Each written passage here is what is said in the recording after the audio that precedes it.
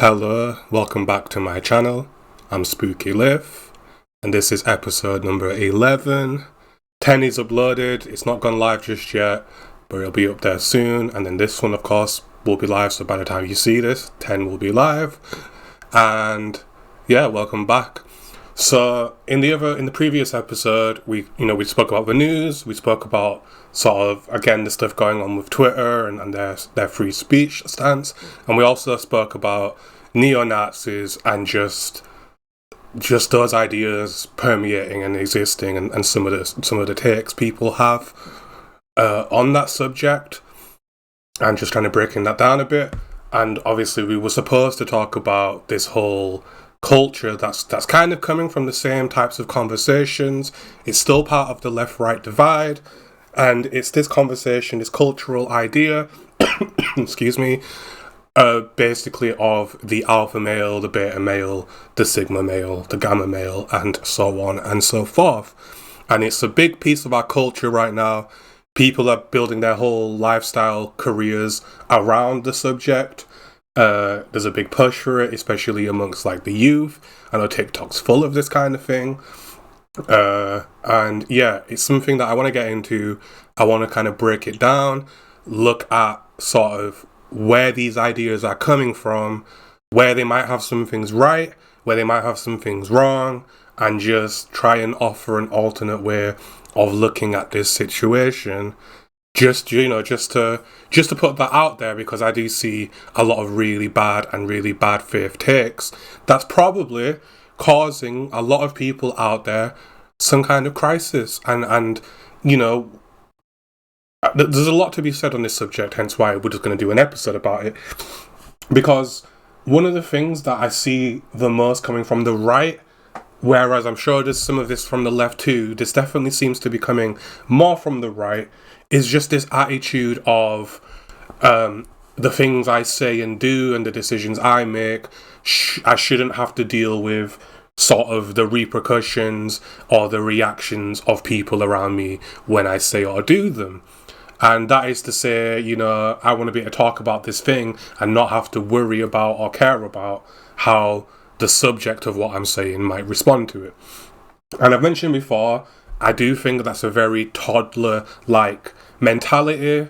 It's something you hear from little kids, and they get upset and angry when they're told off for saying certain things, and they don't understand why their words have such consequences. It's something parents are supposed to teach their kids. Schools are supposed to teach the kids that there's some things you just can't say or do and not expect a reaction to it.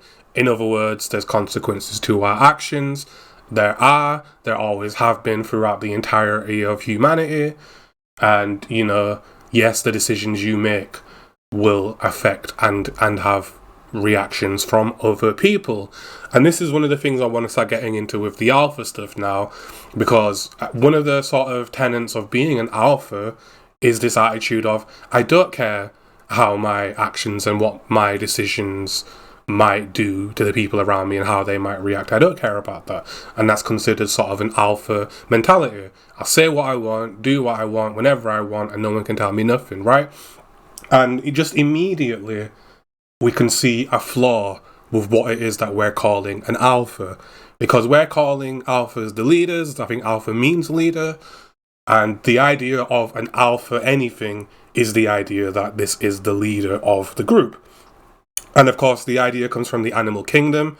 We see it in wolves, and lions are the sort of common ones people look to, where you have the alpha animal and then you have the beta, so-called beta animals, kind of lower in position to the alpha. And the alpha leads the pack, tells them where to go, when to hunt, and generally that's what the alpha is.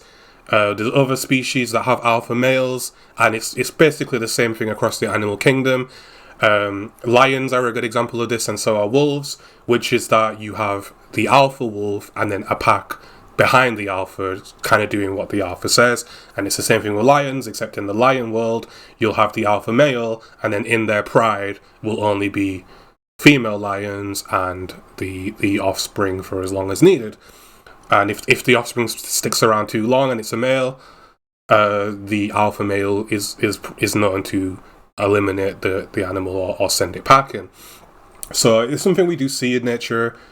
The alpha of the pack, the leader of the group, and just right off the bat, when we're talking about having an attitude of no one can tell me nothing, I don't care how my actions and words are affecting the people around me, then we can immediately identify that that is not an alpha trait, because alpha does mean leader, and as we know, a leader of a human group does need to care about how their actions and the things they're saying are affecting people around them and people in the group. A leader does need to consider these things, and obviously we determine a good leader when they're able to successfully do that. And we call a bad leader one that isn't doing that and is making decisions that's upsetting everybody, and then we remove them from their position and we no longer consider them the leader. So you can already see where we're going with this conversation and sort of the disingenuous roots of some of these ideas. But very, very firstly, right off the bat, the idea that an alpha, a leader of a group, is able to be that leader and also just not listen to what anybody around them is saying. And we saw that with Donald Trump recently. It did come out that he was refusing to listen to his advisors. He was ignoring what people around him were saying. And as we look at that, we can see that his presidency didn't exactly go well. He didn't win the second term, and he's quite unpopular right now amongst the masses. And even people who were supporting him previously are now saying, actually, we don't want anything to do with him.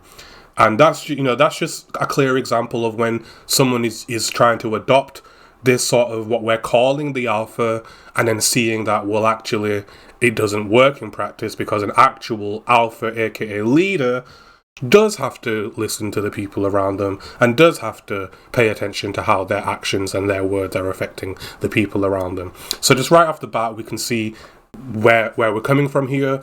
Just immediately, it's disingenuous that we're even calling any of these guys out here alphas at all. In human society, because we've looked at the animal kingdom, in human society, especially in the West, of course, we have decided that the best way to determine who our alpha is, who our leader is through elections, in which we go to the ballots and we pick who it is that we want to be our leader. And we do it on a local level. So in your town, in your city, you elect a representative, and then for the whole nation as a whole, we elect a representative or a group of people we think are fit to be our leaders. And that's how the alpha is selected in our society, in our nature. It's how humans have chose to do it. And even going back historically, we know that the people of the time considered a person a good leader or a bad leader, not based on their physical attributes, not based on some of the stuff we're going to be looking at, but instead, this idea of the alpha, the leader of the tribe, the leader of the group, was always based on whether or not they were caring for and taking care of the needs of the people of the time. And to do that, you have to be paying attention to how your actions and your decisions are affecting the people around you. And we can see plenty of examples where that's not gone well, where the leader wasn't listening to the people, where the leader wasn't paying attention to how they were affecting people, and we have all those historical examples of failed leaders. Ironically enough, people often point to these leaders and say, yeah, they were alphas because they didn't give a fuck. But then when we actually look at what they achieved and what they did and who they were in the eyes of the people, they were actually regarded as really bad leaders, and the people hated them and didn't want them in charge, and more often than not, they're overthrown, revolutions happen, and these people have been booted from their position of power. So they weren't alpha, they were rejected as the alphas by the pack, by the group. And just like in the animal kingdom, if the alpha wolf is doing a bad job, another wolf will challenge it, and if that wolf beats the alpha, it will become the leader, and that's how leadership works. So again, another big flaw with this idea that someone can be an alpha male is the idea of calling yourself an alpha male. Now, yes, the wolf that challenges the leader has to fancy himself as a bit of a leader, sure enough. But the wolf can't call himself an alpha until he becomes the alpha, right? He doesn't get to label himself the alpha. It's decided by the pack, and the pack will decide if they're going to follow this wolf or not. So when a person is out there talking about this stuff and they're saying, I'm an alpha male, it's like, well, you're not, right? For the most part, it's, let's ignore celebrities and politicians for a moment, because we are going to come back to that. But just off the bat, you guy at your local workplace calling himself the alpha male, you go out for some drinks and whenever he's like, I'm an alpha, you're not. The pack has not elected you as a leader, you're just some guy calling himself an alpha. If you want to be the alpha, there's a way that's established in human society to become a leader. There's actually a few ways, and that's where we're going to bring the celebrity stuff back. But just off the strength of looking at it from a natural way, and in the majority of cases, we have a predefined way of deciding who our alpha, who our leader is. And yes, there are times as well, leaders of revolutions, for example, where someone has kind of stepped up, and then the people who were a part of that movement or around them saw them worthy of being a leader and have just rallied behind them. But once again, those people were only in those positions because the people around them selected them to be the alpha. Yes, we probably can look at some of these people and we can probably see that they had some of the traits that people are using to refer to themselves as an alpha. But in reality, looking at these people in history, the truth is a lot more blurred than that. They didn't have any particular predefined traits to be leaders. It was more a case of where things were going, they just had the cognitive, they just had like the right perception and the right attitude on the situation, and maybe the right amount of charisma to deal with a group to be the person at that particular point in time. But again, they still had to be selected by the people as the alpha. They didn't elect themselves as the alpha. And it's, they didn't just stand on a soapbox and start shouting and people rallied, although that also does happen sometimes, and we'll talk about that too. But more often than not, it's more of a military thing. It's more of a, there's a lot of ways that these people get into the positions they got into. But ultimately, to be considered those leaders, to be considered those historical alphas, it was decided by the people around them, not by the person themselves. So it's just another fallacy with this idea of calling yourself an alpha. That's not how it works. And for example, having a family and then saying I'm the head of this house, I'm the alpha, is primitive. And it's also not necessarily true, because some people are not the alphas in their own home. And in fact, if you want to be really realistic, most of us are not alphas in our own homes. We might be the alpha in terms of, I'm stronger than my wife and kids, I'm physically stronger, therefore I'm going to take a dominance role in leadership just because I can beat them up if they disagree, and that's whatever. But ultimately, you're still bound by the laws, and if you do beat up your family, then someone can come into your house, remove you from it, and remove you from your position just like that. So again, you're not actually the alpha of your household. You're just a representative of your household. The true alpha, of course, are the actual alphas that were elected and make these rules that say that you can be removed from your house if you strike your family. So yeah, while you might be the strongest one there, you might be able to beat your kids in a fight, beat your wife in a fight, there's nothing stopping them from then calling the police, getting you arrested, having you caged up like a beast because you're not actually the leader. So again, it's a bit of a fallacy as to what the alpha of the pack is. We're not animals, we're not wolves. If you look at wolves, if you look at lions, yes, they do have the alpha animal running their pack, but as you'll also notice, their packs are not connected to a broader society. They're isolated, and the only members of their group are the ones in the group and nobody else. In human society, we're all part of a bigger group. And even the people living in the sticks, in the middle of nowhere, who have their little circle of friends, even they still have an alpha above them because they're still living under some kind of national law. So the true alphas, the way we select them, quite literally, is by electing them. And if we look at the people that get elected, we can, in no good faith way, consider any of these people to fit the alpha male archetype that we're seeing right now. presidents, prime ministers, politicians are not super jacked gym bros. They can be fit in terms of healthy, they can be slender, they can also be overweight, and more often than not, they're also on the older end of the scale, and they're just not people who fit what people consider right now to be the alpha male archetype. But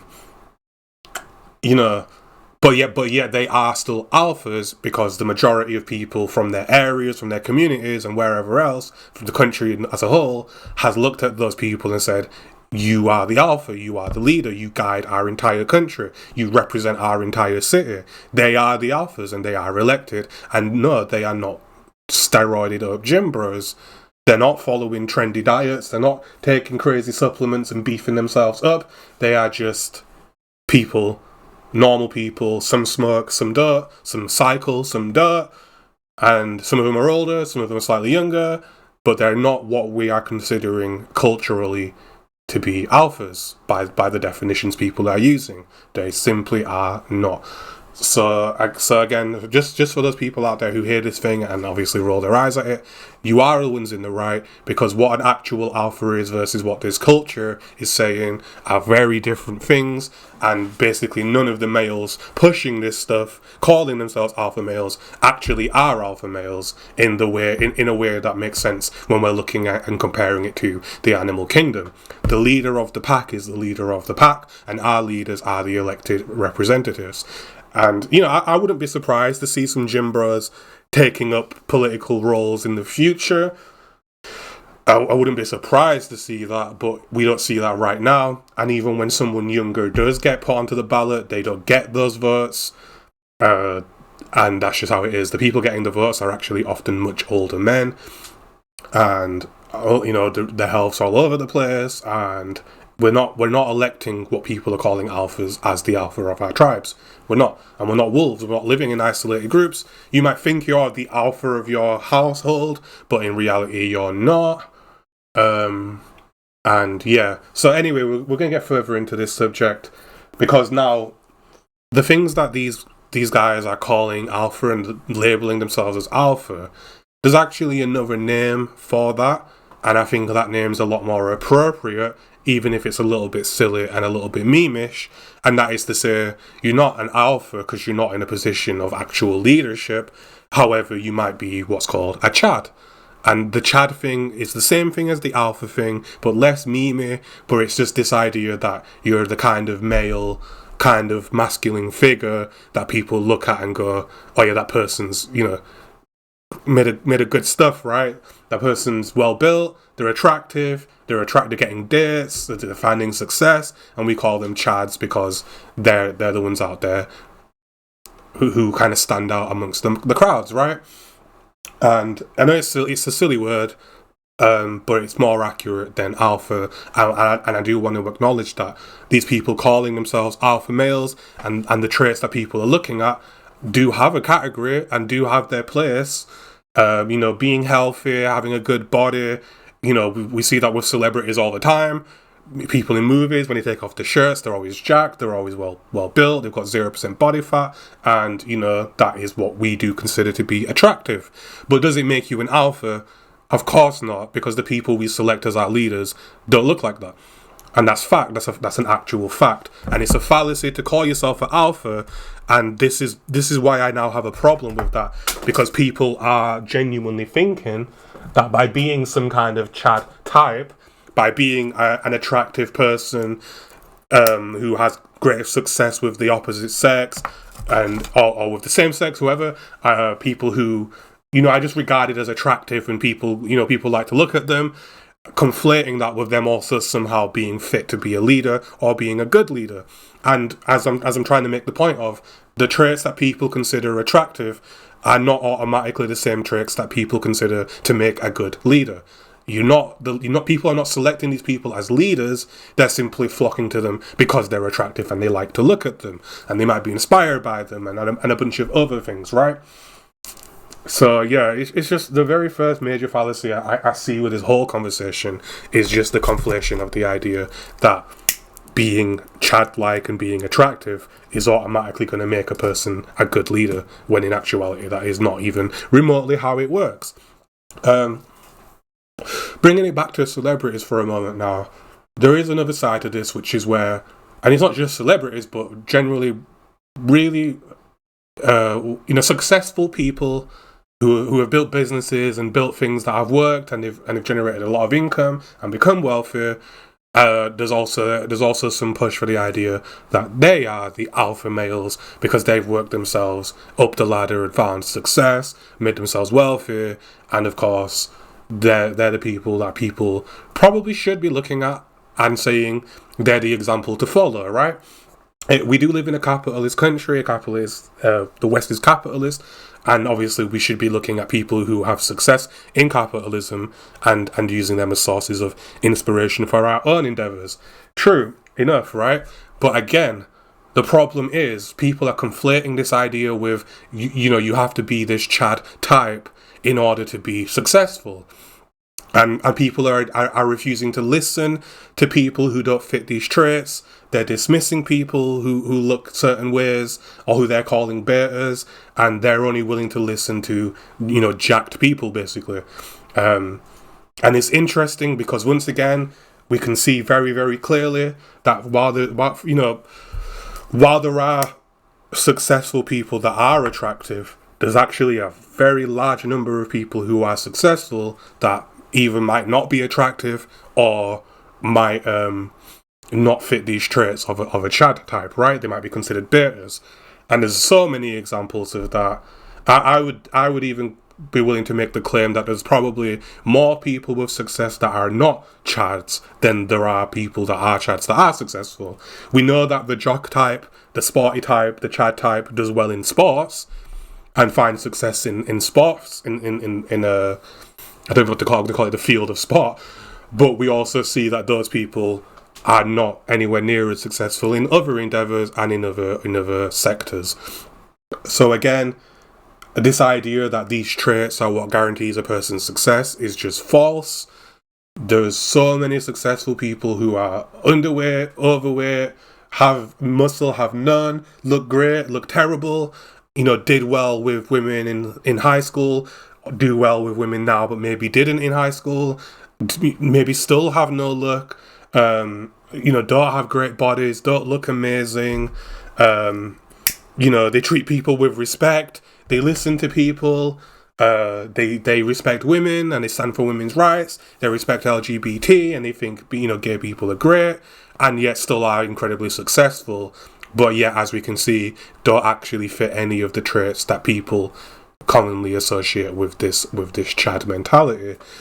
So the whole thing's just a major fallacy, and it really takes me back to my school days, because this was the kind of thing people would sort of talk about or would reference a lot, during my time at school, back when we were talking 14, 15 years old, right? And that's the kind of attitudes we'd see on TV. There'd be the jocks, there'd be the nerds, there'd be the weird kids, there'd be the attractive girls, there'd be the uglier girls, all of this stuff, all these stereotypes, and it's the kind of stuff that people were dealing with in high school. It's wild. It's wild to see it becoming such a big thing right now. But I suspect the reason it's become such a big deal is because we do have a lot of people that age engaging with these social media platforms, TikTok, as I mentioned, being a really big one. And so those ideas are very popular amongst that younger demographic. And that's where, again, I think another huge toxic issue with people pushing these ideas and people who are like public figures endorsing these ideas. I think that's where there's just a big mistake being made. Because at the end of the day, as a lot of us discovered once we left high school and once we left those younger days and got older, reality is much, much different. And in actuality, the kinds of people who become successful are not the jocks of high school. And I know that there's plenty of people who were considered to be that back in my high school days are just working regular jobs, doing nothing particularly special with their lives. They're drinkers, they're cokeheads, they're just nothing special. But they had all these traits that are being pushed as the Chad male back then. But as you get older, things change. circumstances change, life changes, you have more things to deal with, you get jobs, you got to work, and that influences us dramatically. And while I saw people who were sort of jocks maybe not doing so well right now, I also saw people who didn't do well in school who are actually doing really well right now. And again, that's because, just for example, a person can struggle through school but then get a job once they leave. And what can happen because they now have a job and a sense of structure and responsibility from their work, that actually causes them to change their behaviour and their traits just naturally. And they'll find themselves fitter if they're doing a more physical job or whatever, right? Because those circumstances change and shape who we are. And while those things seemed important in school, in the real world, it doesn't work like that. And the environment and the people around us often do change and shape who we are in the long term. So, again, it's something that we saw in school, it's something we saw in the schoolyard, and it's something that's being pushed majorly right now. And I don't think people, especially the older folks among us, are realising that it's only being pushed because we're seeing, a much larger amount of younger people engaging with these sites and engaging with TikTok. And all the memes I've seen, the people talking about Andrew Tate, it's always, my young nephew mentioned Andrew Tate and said something about a Bugatti and blah blah blah. It's all coming from the younger generations who are even listening to this, because as we also know, in school a lot of the times the most important thing to us isn't our studies, it's not our long-term success, because most of us don't even know, we didn't even know what we wanted to do when we was at school. We had no idea, we had no plan, we didn't understand enough about the world, and we didn't even know that we didn't understand. And the only thing that really matters is silly stuff, partying, getting laid, and just being cool, right? Being popular and just having a strong social life. Those are the things that matter to people during school. And then once we get jobs, full-time jobs, we realise our social lives don't matter at all. And don't worry, these young people will realise that too. But a lot of us out there right now who are endorsing this stuff should already have learned this, that the stuff that we talk about in school, these ideas, this whole idea that the most important thing is your social life and getting laid and bragging to your friends, doesn't actually matter longer term, because the people you're around and the stuff they're talking about, especially when you're successful, is just dramatically different. When you're trying to run a business with your peers, the conversations you have are so different from the ones you were having in the schoolyard. And if you are having the conversations you had in the schoolyard at the time you're trying to start a business, then your business probably isn't even going to get off the ground. The conversations you have are different, the things you focus on are different, and the things that seem important are very different.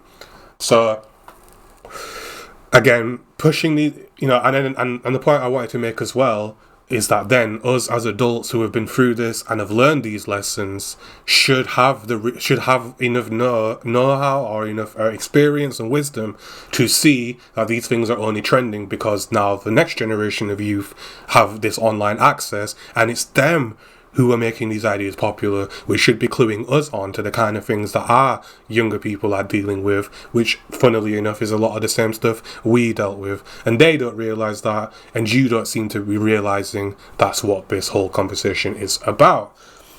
So, a lot of stuff there. That's our introduction to this conversation, and just a quick highlight of some of the reasons I think it's important to look at and maybe rethink, and to just sort of be careful about what we're pushing. Because when you were in school, especially if you weren't the Chad male and you was just a regular average Joe, the last thing you wanted to hear was that you were doomed to fail forever because of your circumstances at that point in time.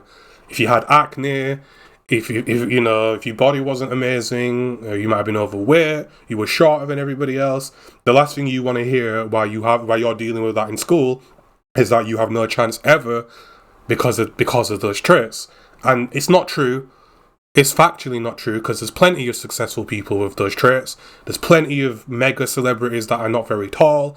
There's loads of celebrities that are overweight. There's a couple of them that are obese. There's people that were nerdy who have become mega rich and own massive tech companies. All the things that people are currently saying are going to lead to failure are actually things that people were perfectly capable of leading to success despite having to deal with those things. So we shouldn't be pushing those ideas onto our youth. We shouldn't be trying to scare our youth, because at the end of the day, young people, whether they realize it or not, we do know this because we were young people, they don't process things as an adult would, right? They don't understand that once they leave school, things won't be as important as they were when they were at school, because they're still at school, and just like we didn't listen, they don't listen, and they don't understand how things will change for them once they're out of school. And as adults who have been through it, we should be making more of a point to highlight that aspect of things, as opposed to giving our young people even more insecurities and complexes by telling them that, oh wait, no, you're doomed for these traits, when in reality they're quite literally not. So there's something to be careful about, because we know for a fact that young people do take things harshly, a lot more harshly than adults tend to take things, because they have less understanding of those things in the real world. And, you know, it's things that people don't talk about. For example, you know, being popular at school, it's a double-edged sword. It's a double-edged blade, right? Because on one hand, yes, you might be popular, you might have, you know, a lot of people around you and blah blah blah, but then on the other side of that, you're also one of the most talked about people and one of the most sort of dragged people when you're not looking. And we know that as adults because we've seen it enough times, we've been a part of it from time to time. Like, it happens in friend circles. One friend might leave, go somewhere, and then the other friends will start talking shit about that person. And pretending it doesn't happen when it's one of the most common things to happen is ridiculous. And it just goes to show that being really popular isn't exactly the dream everyone wants to pretend it is. And the people who push this a lot are celebrities, because obviously they want to be recognised for the positions of popularity they found themselves in. But as they also know better than anybody ever will know, there is a really nasty side to being so popular, and that is being dragged for every single little thing. And you know, a lot of the time celebrities are miserable, they succumb to drugs, they live these lifestyles because the pressures of their position are actually devastating to their mental health and their mental state, because they receive just so much hatred. Because being popular doesn't mean everyone's going to love you, it just means everyone's talking about you or is aware of you, and that brings with it a lot of hate and a lot of negativity. So people pretending like it's this really great thing is disingenuous, because there's anyone who's ever been in any position of popularity, and it could be something simple, because it's happened to me a few times. It happened to me in school, and it happened to me at work, which is that if you stand out at work, like I started a job, and what can happen is people will notice you, you'll stand out to them, and people will talk about you, and you can walk into a room and it's uncomfortable and it's obvious people were talking shit, you know, but then they're really nice to you and everyone wants to hang with you, but then in reality they're just dragging you through the dirt. And what can happen in a workplace is that people can form cliques, and if that clique decides that you're getting too much attention or something, they will actively go out of their way as a group to subtly make your life more difficult than it needs to be. And this is the kind of thing that the younger generations don't know about because they haven't lived it yet. You know, it's one thing having that happen in a school environment where everyone's sort of on a level playing field. It's a very different thing when it happens at a workplace where you need that job to live. You're not at school, you know, when you go to school, you're forced to be there. But when you go to work, you have to be there, you know? Your parents take you to school, it's like, oh, I don't even want to be here, but when it's your job, it's like, no, I need to be here, this is my job. And it's a very different feeling getting singled out or being sort of on everyone's tongue all the time when you're just trying to do your job and make your living, right? And it's something only an older person would understand, and it's also something that a person would only really get if they've been that person, they've been that subject of attention. And it's awful. It's awful, and it makes your life more difficult. You just want to fit in, get on with your job. You don't want to be the one that everyone's talking about all the time. So it's a lot of disingenuous stuff. It's a lot of dishonest stuff. You know, I think a lot of these people are targeting younger people, knowing that younger people will challenge them on this stuff, and that younger people are obviously very are heavily influenced by these people. And by trends and by what's popular. And of course, we know that the school environment, whether we're acknowledging it or not, is actually incredibly toxic, because we've all been there. And whether we was the ones being toxic or we were the subject of it or both, we know that it's an incredibly toxic environment. And I think we're forgetting that a little bit when we're pushing these ideas or when we're acknowledging these things. This is all high school stuff. And when I say high school, I mean British high school, which is like, 14, 15, 16-year-olds. Never mind 17, 18-year-olds. And it is just really toxic, really childish stuff that most of us who don't engage with this kind of attitude, most of us have already learned that none of this stuff matters. We don't elect these people who have these traits. We don't. If we have a manager who's a knobhead, we complain and we raise complaints, and most often they get punished and removed from their position and called out for harassment and for all kinds of other stuff. And it's really surreal to kind of hear those people talk back at you and say, I have the right to treat you like shit, for example. I have the right to talk down at you. I'm a macho. I can do whatever I want. And it's like, well, no, I've got to work my job. And if you're making it hard for me to work my job, I don't care how macho you are, you got to get out of there. And that's the kind of stuff that we see in reality. So already we've identified that these traits, these so-called alpha traits, these so-called Chad traits, already we've got plenty of examples of why none of those traits are relevant when actually choosing an alpha. We then identified that the mentality of even having this type of hierarchy is childish, it's high school stuff, and even the animal kingdom that people love to reference don't even follow these rules. It just doesn't work like that. And as a human animal, our species has a way of electing our alphas, and the people talking about it have not been elected that way. So I mentioned celebrities. Again, people will point to a celebrity and go, oh, they're an alpha or whatever. And it's a bit more understandable with celebrities why people are doing that. But again, people are kind of conflating the reasons for it. The reason they're alpha isn't just because they made a piece of art and it got really popular and everyone liked their artwork, because that's not a trait that fits into what an alpha is by these definitions. Making a good piece of art and it's selling well isn't what makes a person, a dominant individual. The part of them that people are looking at and saying, oh, they're a good example, is basically just the fact that they've managed to make a lot of money. They've become successful from their endeavours, and therefore they're people we can look at and say that's a positive example because they were successful. But again, it's a really bad faith take, because not every celebrity is famous and successful for the right reasons. There are some things people can do that you'd be proud of and that a parent would be proud of, and then there's things that people can do that a parent probably wouldn't be proud of. And I think things like, I don't want to give too many examples because I don't want to kind of be naysaying modern culture, because a lot of this stuff is prominent in our culture right now. But there's a big difference between like the success of Bill Gates, Steve Jobs, and the success of Lil Wayne, right? While Lil Wayne might be looked at as an alpha, and while he is a very successful individual, I'm fairly confident in saying that the things he's done, the things he's represented, and the kind of ideas he's pushed are not things to be proud of, and are things that simply don't make a good leader. He, behind the scenes, off camera, might be an incredibly intelligent, quick-witted individual and all this stuff. And he might be really, polite, really well-mannered, whatever you want to call it.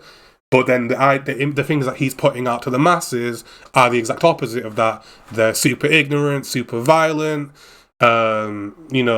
glorifying drug use, and just things that are not, no one's electing Lil Wayne as a president or as a leader, right? It's not going to happen. Because the stuff that he represents is incredibly toxic. And when we're talking about crime rates it's easy to make the argument that some of these crime rates are higher because this type of content is so popular, and it's leading people to think that committing crimes is the way to success and to be macho and whatever else.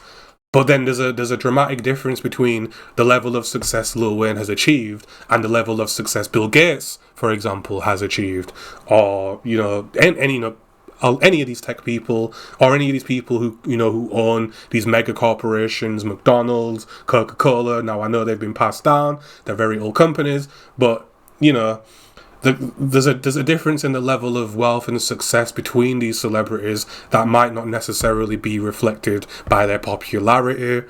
And again, it's just being conflated what traits those people possessed to make them successful, as opposed to the traits that made them popular, and their reasons for their success, as opposed to what people like to believe the reasons are. Because again, Lil Wayne or any other artist, he's just for example, got his success not because he independently built his business and built his record label and took a place in the market. His success actually comes from a bigger machine that already had success, and they essentially just pushed him as a product. And really, he's a product of a bigger corporation, and the people running that business are the people should be looking at and going, that's the example. But then if we look at those individuals, we see a very different image and very different ideas being represented by them that don't fit these commonly suggested macho, alpha, Chad traits, right? So again, it's all been conflated, and it's not well defined between these different these different people and these different positions, who has which traits and who has which, and what makes them this and them that. It's ridiculous. And again, just because someone's popular doesn't mean they have any of these traits or good traits or any particular thing going for them. We see people of all shapes and sizes becoming popular and trendy, different races, different cultures, different communities. It's a really mixed bag. Not every celebrity has been attractive. And obviously the things that people are calling attractive are not attractive to everyone either.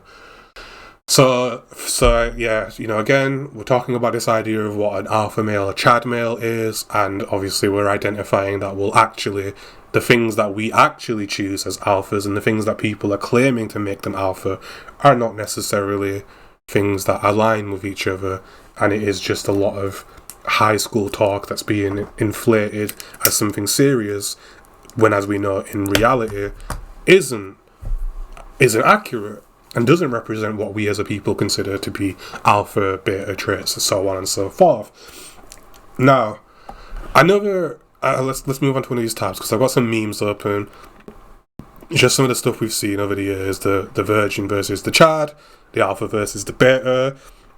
Of course, gym guy, super confident, don't care, and then we have introverted, bad, out of shape, bad posture, and isn't exactly a social butterfly. We have another meme here: me versus a new boyfriend, one that we've seen a lot. She always upgrades and goes to some kind of Chad type. And then we have some other, celebrity posted memes. When men refer to themselves as alpha males, I hear that in the context of software, where alpha versions are unstable, missing important features, filled with flaws, not fit for the public, just poking a bit of fun at the language. And then beta males go to hipster coffee shops for a dirty chai soy latte, while alpha males go to Hooters to drink beer and watch hockey. And, these are just some of the takes and perspectives we have when talking about this particular subject. So, we've identified why a lot of it's disingenuous and a lot of it doesn't really make sense when we're actually talking about the animal kingdom and we're talking about human society.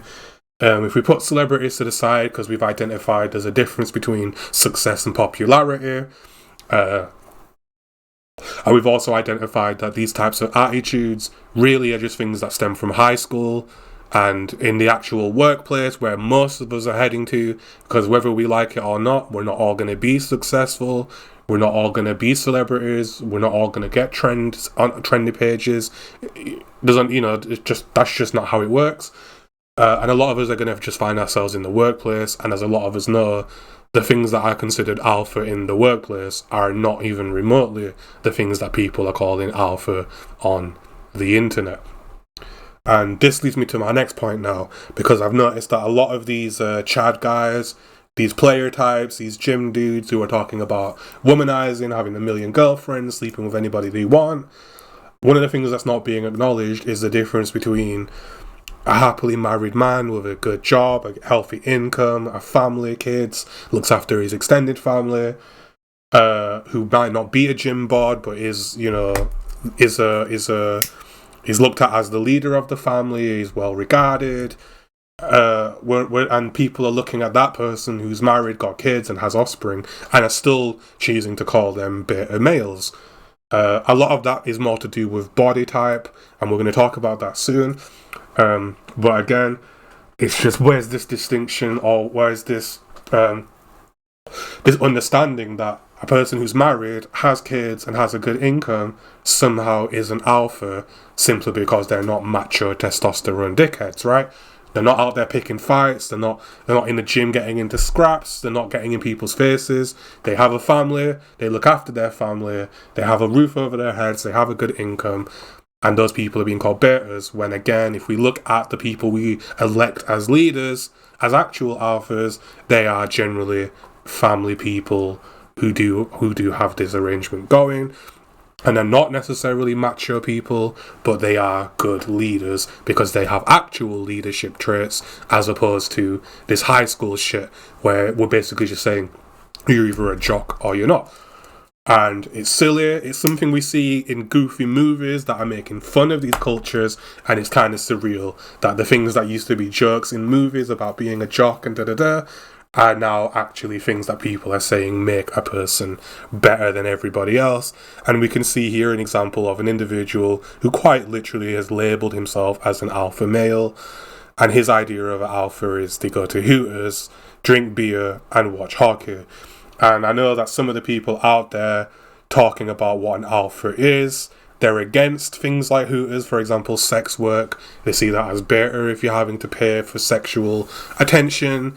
They see beer as unhealthy and it raises estrogen. So again, here's a person calling themselves an alpha, representing that idea, and then listing things that some of the other people calling themselves alpha would look at and say, well, those are bad things. But again, it's because this person is just pushing an agenda, and he's quite literally just pandering to the people who actually care about that kind of thing, which, as we've identified, generally is the younger crowd. So it's interesting to see that. And again, it just reinforces this idea that people labelling themselves as alpha doesn't mean anything. It just simply doesn't mean anything. Now, this person is verified, and I assume has somewhat of a following, unless this is the new Twitter thingy, I don't know. But anyway, we'll just assume it is just for the sake of conversation. A person who has influence and is a public figure could make the argument that they're human alphas because people are flocking behind them. But again, I think a lot of these people often forget what they do and what they offer to the people to have a following. And if people are following you for your art, that doesn't necessarily make you an alpha, because they're not following you for your political views. They're not going to elect you into positions of power. They're simply only following you because they like your art or they find you entertaining. And it's so easy to get confused as to what makes a person a leader as opposed to just popular. And we've got to keep in mind that we don't want Kanye West as a president. We just wanted him to make good music. And he's branched over into politics and he's made a mess of everything because, as it turns out, he's not qualified to be a leader. And that's quite simply, again, the decision of the people, because they haven't elected him and they're rejecting him, and he's getting put down everywhere he goes. And that's because even though he had millions of people following him, he quite simply just wasn't a good leader when it comes to broader society. He might be able to run a business fine. He obviously could run, he obviously was doing his thing with his clothing lines. But when it came to having an actual position of leadership over the people of a country, he clearly wasn't fit for the job. So just because people are following you for your art doesn't automatically make you a good leader. And I guess that's another point to make. Just because you can run a company also doesn't necessarily make you a good leader. But obviously, if you're running a company, then you probably are in charge of the people working there. But then again, as we know, these positions are often delegated, and the actual good leaders are sort of the people lower down. The managers, the general managers, the various supervisors. If the person at the very top is a bad leader, a company can still be carried by better leaders elsewhere in the ladder, depending on where they're positioned. And we know this to be the case in a lot of companies, and we've seen companies die when certain people get fired by a bad leader, and we've seen what happens when bad leaders start trying to take more power in their company. We often see backlash and certain decisions being made, and we just see that a lot. And a lot of these major companies do in fact have a lot more criticism against them than I think people realise too. They might still be successful, people are still buying their product, because you can have a good product but be a bad business, right? And it's another thing people are not entirely honest about. There truly isn't some magic recipe that determines whether a person's business is going to be successful. I mean, there kind of is, because obviously, if you have a good product, people are going to buy it. You don't have to be good at business for that to be true. You just have to make sure people can get access to your product, right? So, just being able to sell your product doesn't actually mean you yourself have any other skills. Whatever it is you've made is good, but you can still be a terrible leader and still have a successful business, and you can still be a bad businessman and still have success just simply because your product sells. And I think that's again where we look at certain artists and we see, look, they make good music, they make good art, but as soon as they do anything else, everybody hates it, right? Because they're not good at anything else. And we've got this attitude where if a person's successful in one thing, then by default, they're going to just be successful at anything. And that simply, time and time again, we see isn't true. And people more often than not just stay in their field and stick to the things they can do, and often won't branch off into other things that they probably wouldn't have as much success with. And again, it's something that comes from the jock culture. It comes from this idea that it's something they say, an athlete's an athlete. So if a person's really good at one sport, then they're often kind of good or not so bad at other sports, because a lot of the qualities needed for different sports are similar. But even that can only go so far, because someone who's really good at football might be really terrible at baseball, and someone who's really good at cricket might be really terrible at basketball. But generally, it is a thing that athletes tend to just be good across the board at sport, and I think people have taken that and started applying that to other areas, and then as we often see countless times, that just isn't how it works. There's so many examples, public figures who start trying to sell a product and the product goes nowhere and doesn't take off, and then they just go back to being a public figure. Artists going over into movies and maybe having a few bad releases and then going back to music. We see this kind of thing happen all the time. And no, just because an athlete might be good at multiple sports, it doesn't mean an athlete's going to be good at maths, right? And just like a person might be good at making music, it doesn't mean that they're going to be good political leaders. And just because someone has a product that's selling well doesn't automatically make them a good businessman or woman. And I think people forget that. I think there's a bit of disingenuousness. And I also think that when a person finds themselves in a position of success, I think it's very, very common for that person to maybe see themselves as higher in society because they've got that success. And I think that does get reinforced when people do follow them and do simp for them, and it makes them feel like they're very special. And then obviously it makes them feel like they could do anything and be successful. And then I think a lot of the time people are learning and realizing that actually, that it doesn't work like that. And that's just the reality of it. So again, these traits and these things that people are saying will guarantee a person to be successful at everything they ever do is completely untrue. And there is a reason why people stay within their field and don't do other things. And as we see countless times, and as we've seen recently, when people do try to cross over into other things, it doesn't always go so well for them. And again, just one more thing to say, all these people we're referencing who have done these things, people who are artists, people who are athletes, people who are doing whatever they're doing, quite oftentimes don't actually follow any of the traits that people are labelling as these alpha Chad traits. There are athletes who are quite slim. They're not all jacked. They're not all mega buff, super steroided up athletes. A lot of them are actually just fit and healthy within their ideal weight. We know runners and stuff like that tend to be really slim. We know certain sports have taller athletes, some sports have shorter athletes as the more dominating ones. You know, you put a really, really, really good boxer in a ring with a really, really good martial artist or kickboxer or whatever else, we find that the results are not always what we would predict based on what seems obvious. And sometimes someone who's really good at one thing might be really bad at something else. It's not something that's guaranteed, and it's a weird mentality that we seem to have right now in our culture. So yeah, it's interesting stuff, and I just think that the things that people are saying and are assuming makes a person successful is a lot of disingenuous stuff, and a lot of it's really toxic stuff, and a lot of it really does just bring me back to the kind of stuff people were saying in the schoolyard.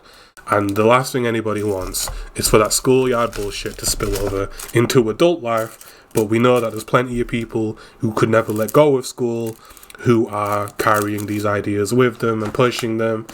And it's just sad, honestly, because anyone who's had a job, anyone who's been out into the adult world, knows that things don't really work the way people think they work when you're in school. It's very different. And yeah. So we're going to move on now, and we're going to talk about another aspect of this alpha stuff, first of all, which is the misogyny. So, again, in fact, we'll come back to the misogyny. Let's look at it a bit differently, and look at this idea now. Let's start looking at the betas, and what makes a person a beta, and why, first of all, it's dangerous to push the idea of a beta and an alpha male, and to also look at, first of all, a lot of the things that people are calling alpha actually being beta, and just this general primitive idea that doesn't carry over into modern society. So we'll start with that.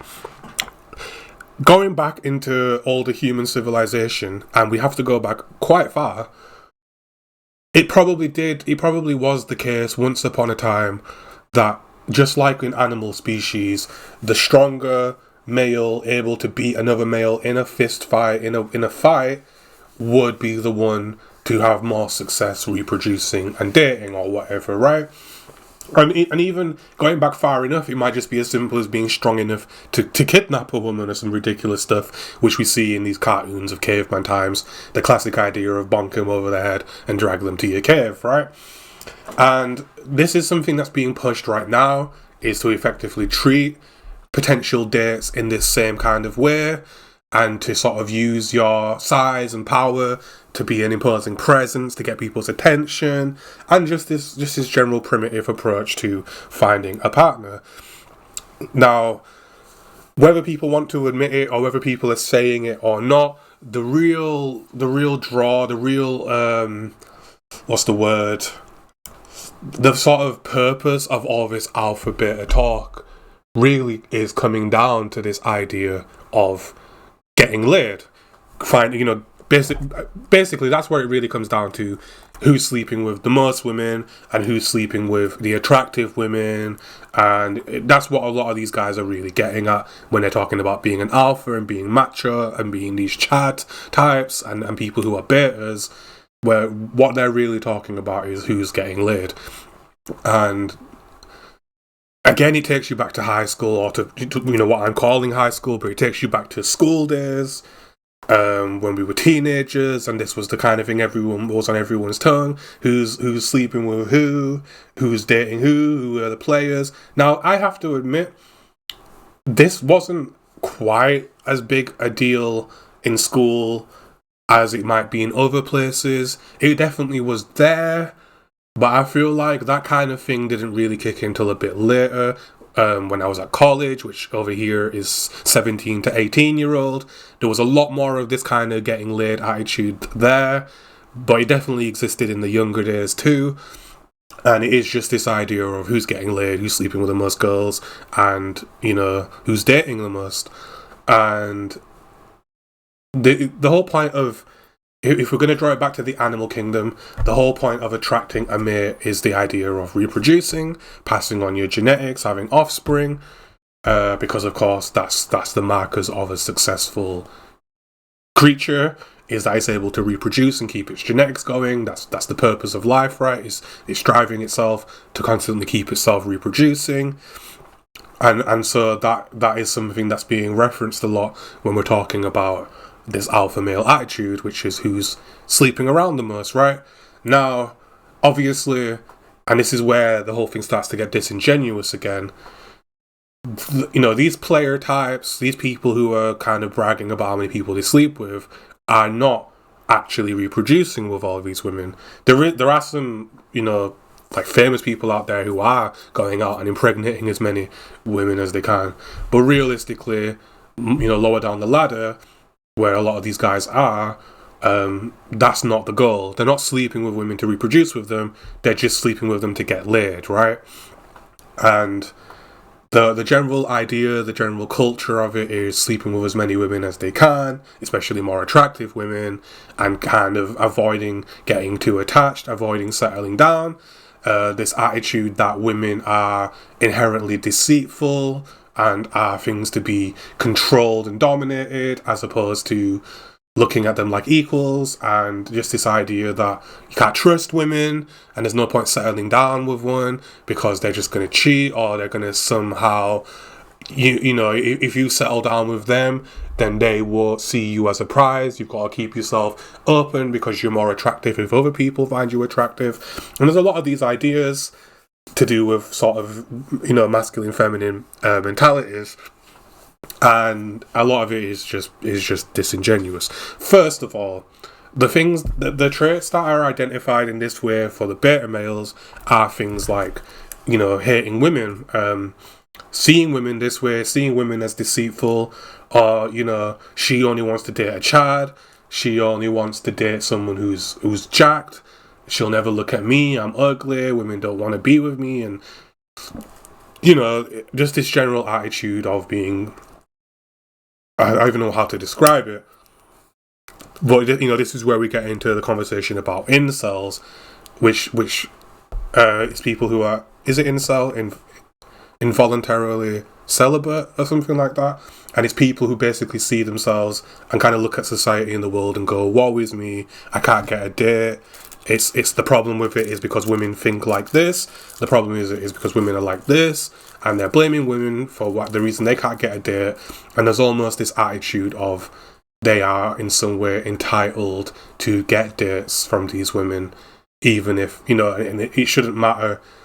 You know, women, you know, effectively saying women shouldn't be able to select what they want in a partner. They should just have to pick them because they're men and they're there, right? And I think what the whole incel, Chad, the whole alpha beta conversation is kind of missing is that, well, actually, people on both sides of that have the same attitude towards women, first of all. And it is this idea that women can be manipulated in order to get a date. You've got to use psychological tricks. You know, you've got to treat women a certain way, and women only go for certain types of guys. And it is a lot of the same kind of stuff, the psychological manipulation. First of all, I just think the misogyny of it's disgusting. In reality, again, we're looking at things and comparing ourselves to the animal kingdom. The female animals will only reproduce with the male animals if they're big and strong enough, if their feathers are bright enough, if they make the loudest calls or whatever. And obviously we then extrapolate that and place that into our species and say, well, women are basically looking for the same thing. But as we should have the sense to know that actually in the human species, the way we select our partners is actually quite different from how animals do it. It's not dramatically different. There are definitely similarities. But what I'm trying to say is we're not a primitive species. We're a developed one. And we've developed and evolved culturally over time different means of attracting a partner. And as a lot of us who grew up in the era sort of before social media was a big thing, we know that looking at our parents and our friends' parents and the dads of the world that we encountered, that the male patriarch of a household quite often wasn't some mega jacked, super healthy person. It was actually just a regular bloke, some working guy. It looked, and he wasn't the most attractive person, wasn't the most of anything really, just a really average guy. And they're the ones who were the parents of all our peers, right? And it was quite rare to have someone's parent be some kind of mega chad, right? In the way that people are using to compare, and I have no doubt that people of the current generation of youth seeing the same kind of thing.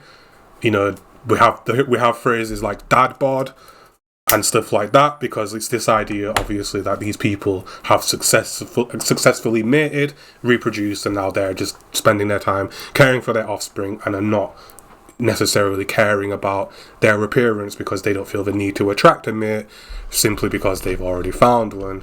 And there's a lot to be said about that situation, but it's just this idea again that going off of what we can see as a trend in our society, the people who have managed to reproduce successfully are in fact not the people that are associated with being mega chads, and that's just how it is, right? Another example, another way to look at that, and if you want to talk about sort of how humans have evolved to find and attract partners and mates, we only need to look at the genetic traits that exist today. Because everybody who exists today, right now, has done so because their genetic line has managed to successfully and continually reproduce. There's not a person alive today that hasn't come from a long line of genetics. Nobody's new. Everybody's coming from the same genetic lines. And we can then look at the people around us, see certain averages, and see certain genetic traits that show us, well, actually, for example, people predisposed to being overweight are actually still here in large numbers. And what that means historically people who were predisposed to being overweight were perfectly capable of passing on their genetics. We have people who are shorter, they're still here today, and that means those shorter people were able to successfully pass on their genetics. We have people who are less endowed, who are smaller, and once again, they're still here, and they're still reproducing because, again, historically, that wasn't a problem in terms of finding a mate and reproducing. So because these things do exist right now, today, that tells us everything we need to know about the markers of what made a person successful in their dating life and when it came to reproducing. So, that's some basic stuff you can just do yourself. And it's really not complicated. So when we're talking about attracting a woman and potentially getting a date and reproducing, the traits that people are looking for in a partner to reproduce with are not the same as what people are claiming it is when we're having these discussions about alphas and chads. One of the main things that we know in modern society that people want, whether they're male or female or man or woman, is that they want some kind of sense of stability. They want, there's this idea of crazy people. Don't date crazy. We want people who are stable, can hold down a job, and can take care of a family if a family is present. And the traits that people are actually looking for are just dramatically different from the things that people think that like women want. And we can see that because these alphas and chads are constantly having interactions and things with alternate women and men, depending on who's who, of people who have alternate political views. And they're having to say, well, I don't consider you a woman. If you have blue hair, I don't consider you a woman because you, as a woman with blue hair and what you represent, doesn't match what I'm trying to say is the ideal alpha male. And therefore, if I can't attract you, then you're just simply not a woman. Because then I don't have to justify why I can't attract you. Because, of course, the alpha male should be able to attract anybody. So, again, that's that disingenuous aspect. That's the idea of if you don't fit... If you know, rather than saying, okay, there are some women I can't attract because they're not attracted to these traits I'm pushing, it's saying, well, if you're not attracted to these traits, then you're not even a woman, right? And that's ridiculous because that's just not how things work. And what we'll find is that the kinds of people out there dating and reproducing are way, way more varied than what these people are saying, okay? So another marker of an alpha male type will be to say, oh, look at these women I'm sleeping with. They're all 10s, they're all mega attractive, they're models, da-da-da-da-da. And it's like, you're not sleeping with us, you can't get those women, therefore I'm better than you. And again, it's just childish. First of all, beauty is in the eye of the beholder. Second of all, there's a lot of debates to be said about what beauty even is. You know, a lot of these people who are part of this culture are very falsified. You know, we're not just talking about makeup. You know, say whatever you want about makeup. Women wear it. And what's the difference between a woman who's beautiful with makeup and a woman who's beautiful without it? Is there a difference? I'm not trying to make a comment there. I'm simply saying that the categories and the things that people will consider to be attractive are once again incredibly varied for men too. And just because, you know, a person's sleeping with models and whatnot doesn't automatically make them, you know, particularly attractive to everybody, right? You know, so this idea that you're lesser than me because I'm sleeping with these models is ridiculous, because again, we've got to look at it in terms of, all right, you have a woman who's a model and then you have a woman who does something different. You know, based on their position in their life, what kind of traits are they looking for in a partner? Well, a lot of the time, for example, people will date people in a similar sort of category, field, level as themselves. And the reason for that isn't because they view certain traits as alpha, beta, etc.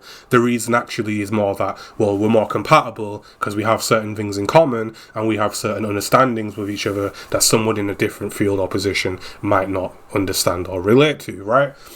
So again, it's easy to put everything under a certain brush and say that people are only going for this because of this, when in reality, it makes more sense for that model to date someone who's in a certain position of success because they're closer, they have a lot more in common with each other, and, you know, certain combinations of people don't work simply because of cultural reasons, right?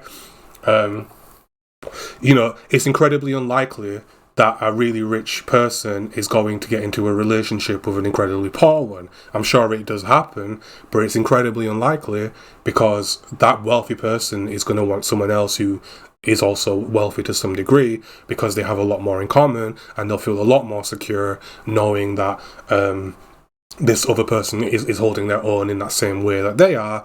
And of course, you know, a person who isn't of that same level of success has absolutely no chance with those people. And it's not because they're ugly, it's not because they're beta, cuck, whatever. It's simply because their lifestyle and their circumstances are not compatible with the others. And again, these are things that are not listed in these traits of what makes it alpha and a beta, but they are things that people do consider when dating and selecting a partner. And we know this to be true because we know people will lie when they're on the dating scene. And this is one of the things that is being pushed in this player community, which is that it's okay to lie about who you are.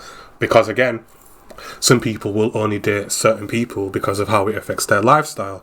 So you'll have people saying, oh, I'm a so-and-so, I work in so-and-so field, when in reality they don't, but it gets them that successful date because they're pretending to match the parameters that the other person is looking for in a partner.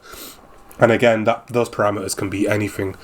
Then it's not limited to whatever an alpha male is. It's actually more to do with other things that being an alpha or a beta might not even have anything to do with. Because as we've identified, you don't have to be an alpha male or a Chad to be successful, to be wealthy.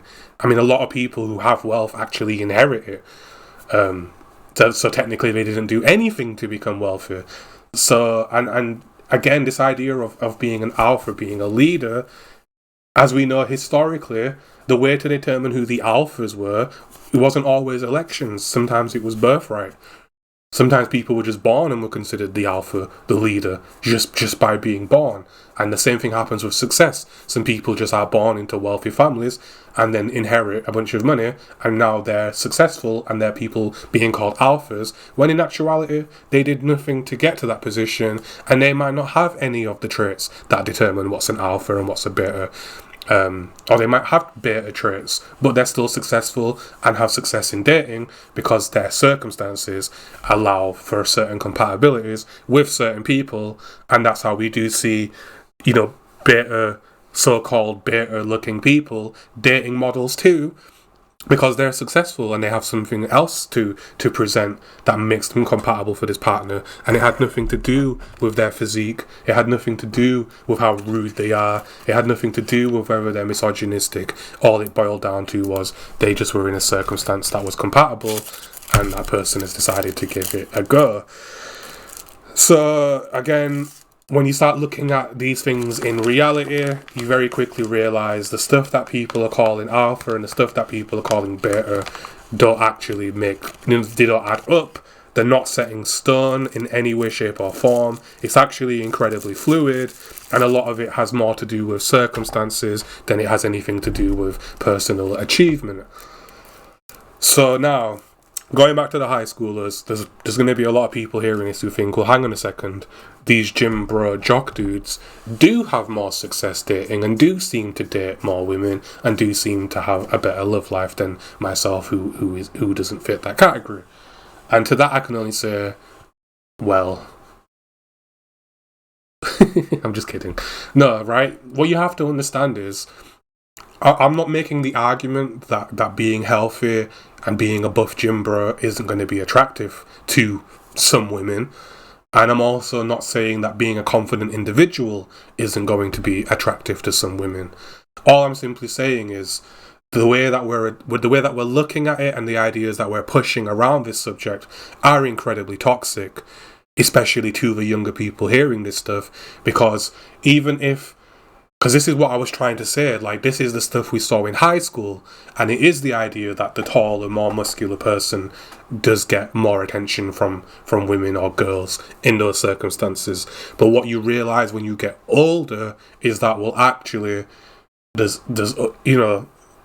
people's sex life is actually determined by many, many, many other things that are not obvious to people who are currently in school, because it's not anyone's fault. You're still in school. There's like a gate in front of you, and that we're calling that gate adulthood. And until you cross those gates, till you cross that line, it's kind of beyond you to understand how this stuff actually works in the real world.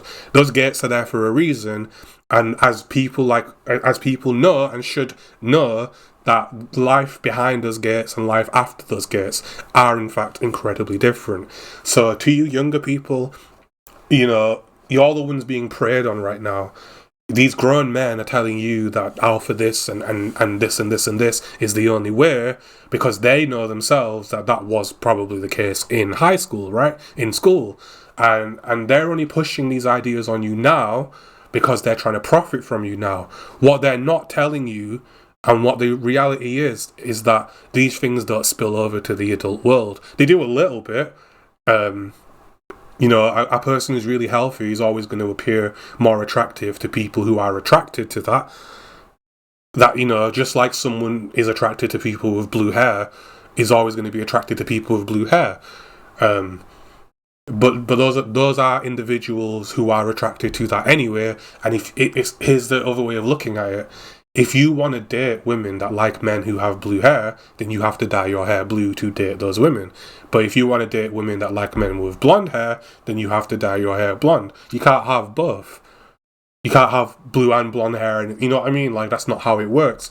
So yeah, in younger days, especially with this superficial culture that's been pushed so much, yes, people who are healthier do tend to be more successful dating, but that's just common sense, and it isn't some magical guru recipe. It's simply hitting the gym and being healthier.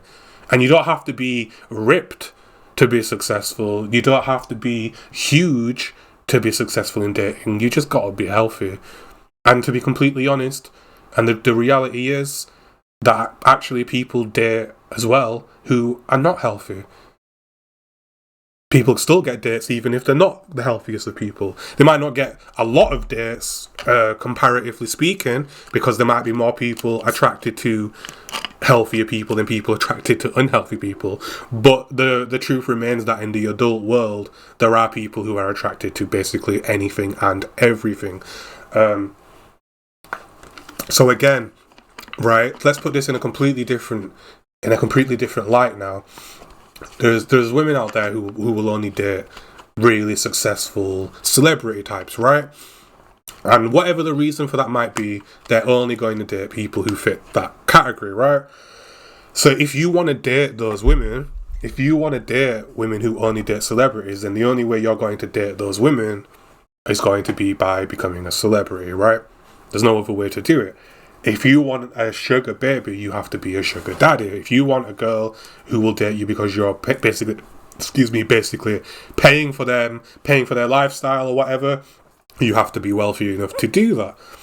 And I think now the thing that people are really seeing that's causing people to scramble and panic and look to these gurus and lifestyle coaches for advice on how to pick up women is that because we live in the social media era, at this point, everyone kind of fancies themselves as a pseudo-celebrity, right?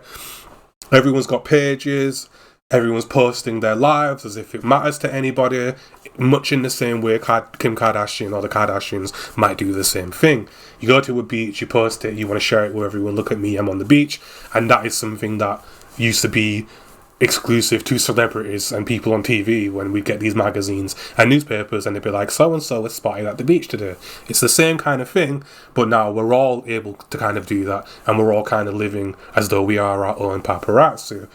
And with it has come this, and then what's happened is, because of the nature of social media being quite a neutral playing field in a lot of ways, it created a bit of a fame vacuum, such as that when celebrities finally caught up to social media and started putting themselves on there, they found that actually they're now having to, in a way, maybe not the bigger celebrities, but a lot of these public figure types have found that they're actually having to battle for attention on these websites with everyday people. Because everyday people are uploading these types of pictures to, say, Instagram and getting thousands of likes, and a celebrity might post a picture and get a similar number of likes these days. So obviously people who were celebrities before megastars are probably, feeling this effect that I'm not as famous as I felt. I feel less famous because I'm competing with people who are not celebrities like I am. And that was sort of earlier in the social media days, and we kind of saw it with some celebrities starting YouTube pages and then struggling to get the same number of views as the PewDiePies of the world who weren't famous before social media prior to it. And it kind of created this situation where, these celebrities and these public figures were kind of having to assert their celebrity status and their dominance onto these websites in order to have an influence, because people were talking more about these social media people than they were about the celebrities, and that's one of the big reasons celebrities dug in their heels and joined these sites and built their fan bases online. And so with that came, with sort of celebrities doing that and this sort of fame vacuum that was created, it kind of gave a lot of us, maybe even all of us at this point, because we're all glued to our social media and our phone these days, but it kind of gave everyone this sense of we're all kind of pseudo celebrities because Taylor Swift is on Twitter. I mean, I should avoid the bigger celebrities, really, because it's a little bit different for those guys. They're household names, of course. But just, it's perfectly fine for the example. Now I've got a page on the same website that Taylor Swift has.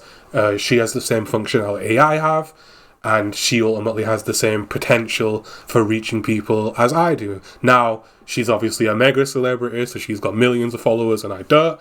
But I'm just trying to say, like, it gives us this illusion, at least, of it being a level playing field. And then we see that pushed further, especially these days, because what obviously was happening was celebrities were retweeting, responding to, and drawing attention to people who might not have been famous and were engaging with those people, and that of course was bringing attention to those people, and it gave everything this kind of sense of this is a level playing field, and it almost made people think, and I think people do think of this, that they can now become household names through social media alone, whereas the reality was, when Beyonce joined Twitter, she was already a household name.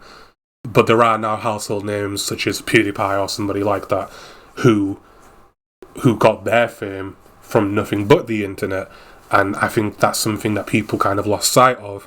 It wasn't really a level playing field, it just looked like one. But it has brought us culturally to a point now where everyone is basically a celebrity in waiting. One post trends, one thing goes well, everyone kind of sees themselves as one post away from fame.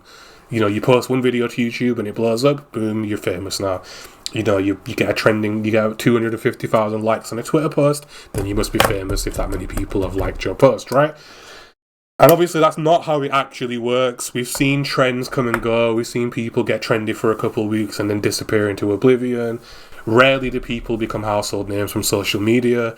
We find that as they get popular, they might start trying to sell some kind of product, maximize their income, and people are probably making some good money from social media, but we're not actually really seeing people become celebrities from social media, although we could also argue that there's just a new brand of celebrity, which is the online personality, where they do get people going to see them in person, paying tickets to see them live, and they're probably on their way to becoming celebrities, but notice that they're literally still having to climb and build that. They didn't become overnight successful. They still had to build a business on top of what they were already doing, and it's really murky, and I just think everybody kind of sees themselves as being one tweet or one YouTube video away from mega success, and we know that's not really the case. Just because a video gets 1 million views doesn't mean the person who made it is now rich. That's not how it works. People are not making the kind of money that celebrities used to make. And it's just created a weird celebrity imbalance between success and popularity.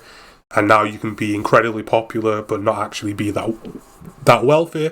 And as has always been the case, you can be incredibly wealthy and not necessarily be very popular. So all that is to come back around and say, yeah, the attitude of men and women in general has actually changed a lot since the social media days. So you hear older people referencing, I remember before the internet, I remember how things used to be. But what you have to understand is that they're not saying that in some kind of delusional living in the past slumber. They're actually genuinely talking about an era when things were actually totally different, where people genuinely did look at things differently and people had majorly different attitudes until these web pages became so popular, and the social attitudes really actually did change. They're not just crazy old people rambling.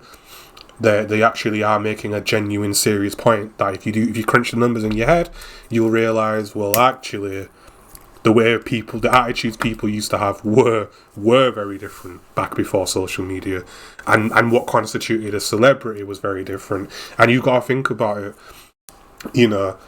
for Beyonce to maintain her position, she had to appear before people. And before social media came about, the only way to do that was to get TV deals, interview spots, get your music played on radio, get your music played on literal TV. And as you can probably imagine, back before the internet, those things were very prestigious and you had to really be somebody to do it. And now you can just be online and become popular, and as we've seen, the value of it has overall decreased, and people are making less money from being a celebrity than they used to. And you can go look at, artists are coming out and saying, look, I have millions of followers, I have all this popularity, yet I've only sold 2,000 records, despite having all this popularity. So people are not making the money they used to, and what a celebrity is not the same as what it used to be. But it has given everyone this pseudo-celebrity attitude where they all feel like, they're only one YouTube video or one piece of art or one thing away from becoming celebrities themselves. And what that's done is create a dating environment, we'll get to the point now, a dating environment where everyone's kind of holding out. That they're all looking for a person who's already got that one tweet. They're looking for someone who's already got that one YouTube video that made them successful. And because there are such a large number of successful YouTubers out there, it's obviously, given this attitude that there's plenty of them and I don't need to date some so-and-so when I can just wait for a YouTuber guy and just live that lifestyle. That's really... Unfortunately, especially for you younger people, but also does apply to us older people, that is just unfortunately the attitudes people have now. And people who are celebrities are profiting from that too. They're the ones who win there because they're celebrity. Even though it might have lowered in terms of their actual income, the value of their popularity has gone up culturally, and that's why you have these people like Kanye West now thinking, because they're so popular and because that popularity has become more valuable, because everyone thinks they can be popular and does see people who have already become popular as even more of a thing, that's where you get where they get this attitude of, now I can be anything I want because I'm popular. And that's what we're seeing. That's the attitude we're seeing. And then another thing that's always happened with this attitude, when a celebrity has popped up who has become really famous and they have some kind of unique thing about them, what we see in society is people will start adopting whatever trait that person has, because in their minds, well, if they got successful looking that way, behaving that way and saying those things, then if I do those things, it increases my chances of becoming successful. And in music, it used to be a really big thing where an artist would come out and then there'd be 100 artists around them all doing exactly the same style, because obviously they want success too, and if it was popular then it could be popular for somebody else. And that's just another aspect of this whole thing. And obviously when we see a new up-and-comer get into the spotlight and they're talking about, macho this and alpha that, and their success is going up and they're getting attention, then we're going to see people emulate that, because in their pseudo-celebrity minds, if they emulate it, if they say the same stuff, regardless of its validity, then it opens up the door for them to achieve some success. And then, of course, when they get their one YouTube video that gets them famous, then they can get all the dates they want, and that's just the world we're living in. But once again now, when we actually start to look at the people who are finding success online, the people who did get their one post, their one YouTube video, and their piece of success, ironically enough, what we'll actually see looking at some of these sort of main figures is that they don't fit the things that are being referred to as alpha and macho and XYZ. A lot of them I just don't fit that. I can think of too many examples, but I'm not good with the names of some of these influencers. But they're not muscle-bound gym bros. A lot of them are quite skinny. They can be quite beta-ish with the things people are calling beta. They can be soft-spoken. They're often talking about mental health, and they're posting pictures of their fluffy dog. They're usually in relationships and presenting themselves as settled, so they're not out there being players. They're not posting themselves with champagne and fancy cars. They're posting themselves on a beach or, relaxing by a pool or something. And it's just, again, the alpha male prototype, whatever you want to call it, are not the people dominating social media. The people dominating social media actually are a lot more of the liberal types. who tend to get all the attention, the artsy types. And that's, you know, you can just go on TikTok and see that. Obviously, with women, the rules are a bit different. Of course, I do kind of want to focus on men instead of women, because that perspective is obviously more relatable to me. But you know, just to quickly reference, the pressures on women and the kind of things that women tend to post that get them success are also different from the things men will post that get them success. But again, that some of the most popular influencers are not macho gym bros. They're fairly soft, present themselves as empathetic. A lot of really camp people, and it's just anyway, and it's a lot of neckbeard type of people are finding popularity. Some of these people on YouTube, you know, getting millions of views are not gym bros. A lot of them are rough-looking everyday Joe types. Again, big rough beards, beer belly types. And I know people, and it's really interesting because in one hand you'll have people saying that the only way to success is to be this alpha bro, gym bro, but then they're tuning into videos by someone who's not an alpha bro, but then in the comments they might say something along the lines of, oh, you're a fatty, ha ha ha, but then that person is still getting their views, getting millions of views, and they're more successful than their chosen alpha bro presenter. I can think of a couple of people who fit that category. And anyway, to bring this back now, when it comes to dating, in nature, things might be determined by raw strength and brute force, but in actual society, it's actually determined by your behaviour in public, your presentation, and your general success. Not that you have to be rich, but you do have to, you know, be supporting yourself, supporting your family, and the people who are having the most success with dates are people who, at the very least, are able to present themselves that way. Now, these lifestyle alpha bros are very clever, because they obviously understand that by presenting themselves as jacked, they can then say, look, I'm so dedicated to lifting, I must be a really stable person.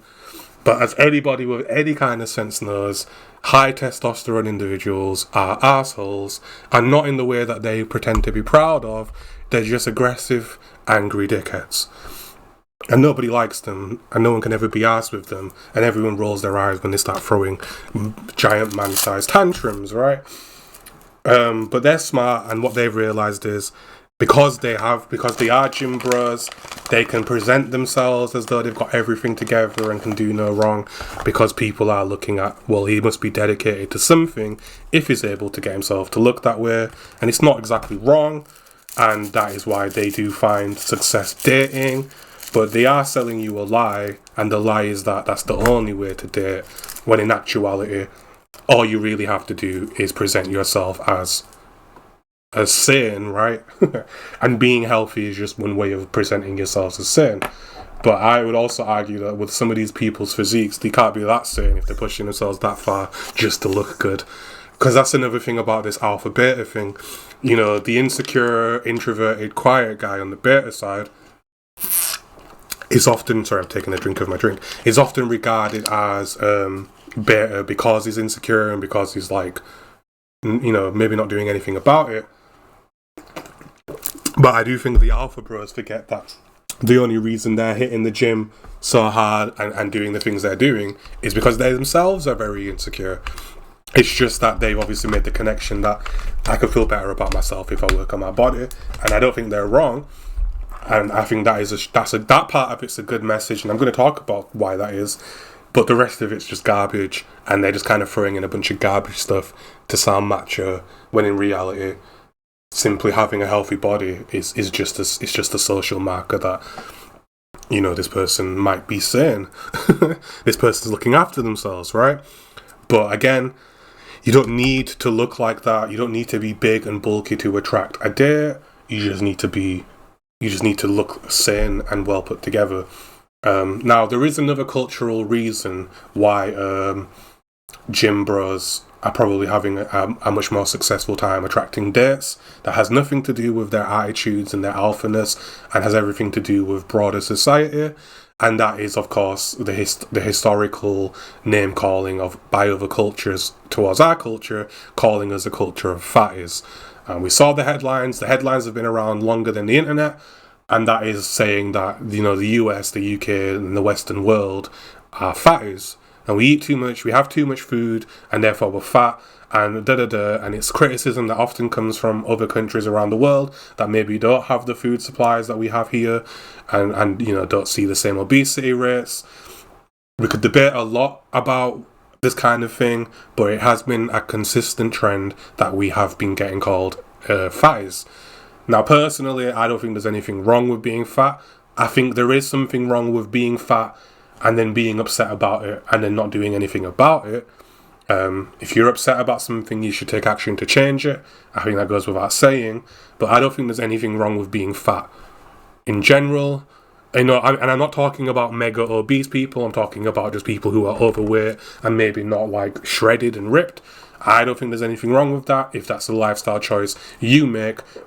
Excuse me, and I say that because I don't think there's anything wrong with enjoying food.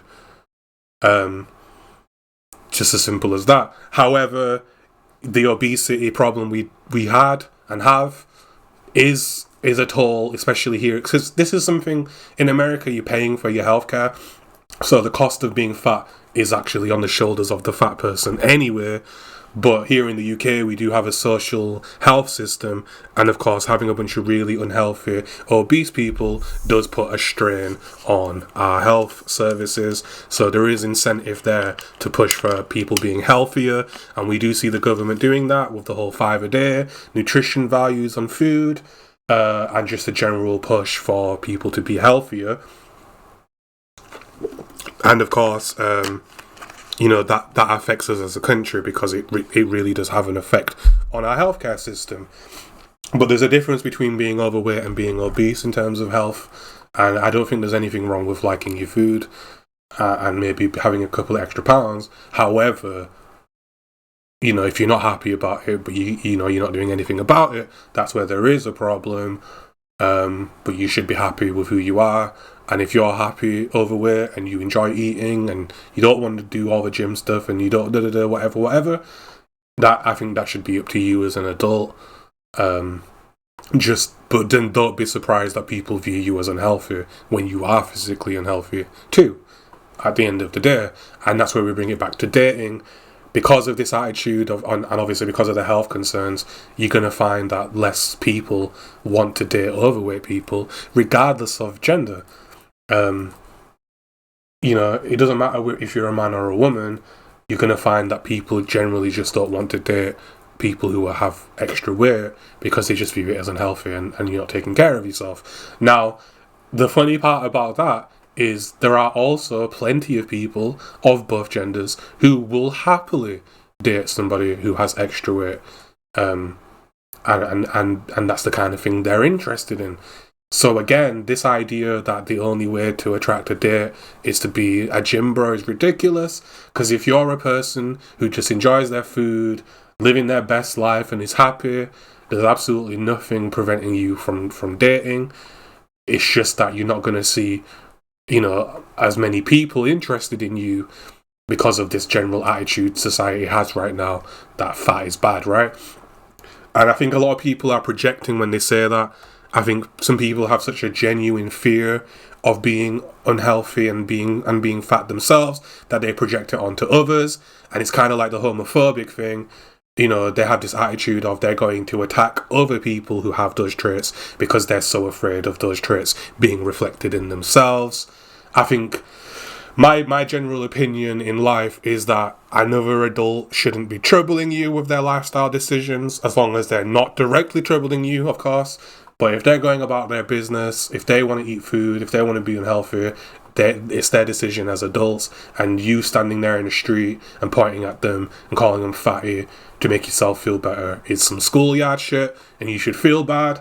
You know, you are a dickhead if you care about what someone else is doing with their body. It has nothing to do with you. Leave it to the doctors, leave it to the GP to tell them to lose weight. It's not your job. It's not your responsibility. You're not helping society. You're just being a dickhead, and you're just going around and harming the psychological state of other people just to make yourself feel more secure. And it's the same thing as attacking homosexuals. It's just a projection of your own fears, and everybody knows it. And we don't need it. We don't need people going around instigating other people into dramatic actions. If you want someone to get healthier, by all means, if you're talking to them anywhere, bring it up and be polite, be respectful of your fellow person. Just because you're calling yourself an alpha doesn't make you an alpha, and just because you think you're an alpha bro doesn't mean this person has any obligation to actually listen to you. And I think people are forgetting that part too. Just because you think you're an alpha doesn't mean I would elect you or vote for you. I haven't voted for you. I don't see you as my leader. I don't care who you bully. To me, you're not a leader, and you have no business telling me how to live my adult life. And it's just that simple.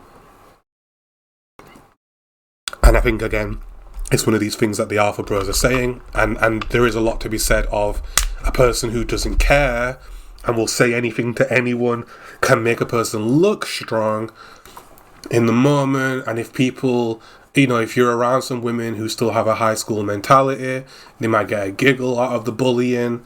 But again, the odds are incredibly high that the only reason they're giggling is because they themselves share that insecurity, and it makes them feel more secure to attack some other person. And it's a very childish mentality. It's very, very childlike, and who needs it when you're an adult and you've got shit to do and you've got a life to live and you've got a family to take care of? Because that takes me back to a point I made earlier now. There are people talking to married men with kids and then telling them they're betas and they're fat and they should do this and that. And it's like, I have a job.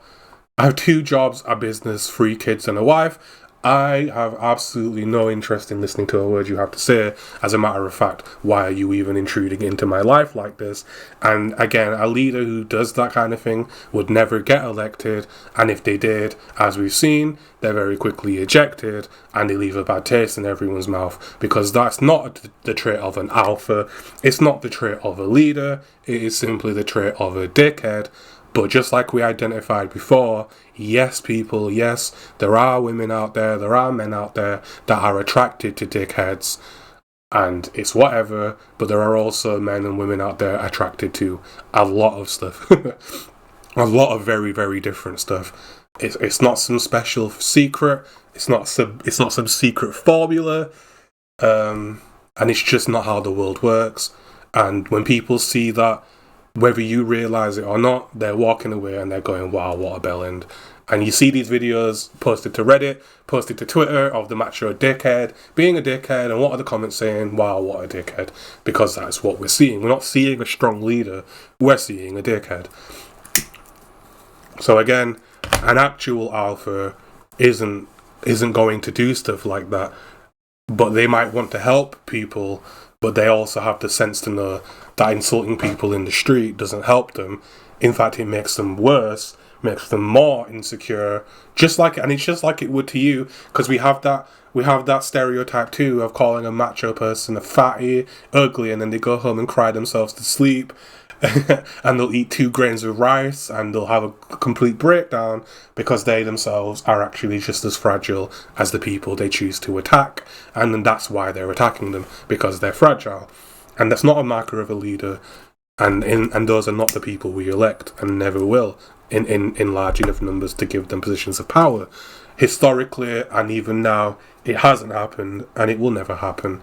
The people on the right who have these ideas are looking at Donald Trump and going, look at that, he's an alpha. But not to insult the guy, but he was an older person. He wasn't in great shape. He was overweight. He wasn't the healthiest of people. And he didn't fit any of the stuff these alpha bros are claiming matters. But yet they're calling him an alpha anyway. But then in reality, he's probably more of an alpha than them, since he literally found himself in a presidential role and was elected. However, he also was kicked out, and he has left a bad taste in people's mouth, because some of the traits that he did have these people agree with, people didn't like and didn't want to see it. And that's the reality. And this takes me back to what I was saying in a previous episode now. it's this idea of what exactly kind of world are you wanting to live in? Because it seems like people are wanting to live in a world where you can be a massive dickhead and there be no repercussions for it. But yet every time one of these dickheads steps up and says anything, there's massive repercussions for it, and they're always slammed down, and they don't get anywhere. And it's like, this is where you have to start looking at the reality versus whatever this weird dream is. You might want to say certain things to people and not have to worry about repercussions, but you don't control whether people react. You don't control how people respond to what you say. And when people respond to it and say, I don't like it, who are you to tell them that they have to like it just because you said it? That's not how anything works, and it never will be. And we see it time and time again, and yet people are still clinging to this idea that they should be allowed to say anything and not have to worry about repercussions. Again, we are adults. There's repercussions to everything that we do. Like, we're cogs in a machine, and if a cog messes up, it affects other parts of it affects the machine. And we should know this as adults, but yet you have these grown people, some of these people are 40, 50 years old, pushing these ideas, which I'd be surprised if they actually believe them themselves, because they're just trying to sell shit to kids anyway. But pushing these ideas that we've seen time and time again don't actually work in reality. And it's ridiculous. It's insane that people still think this stuff has any validity to it.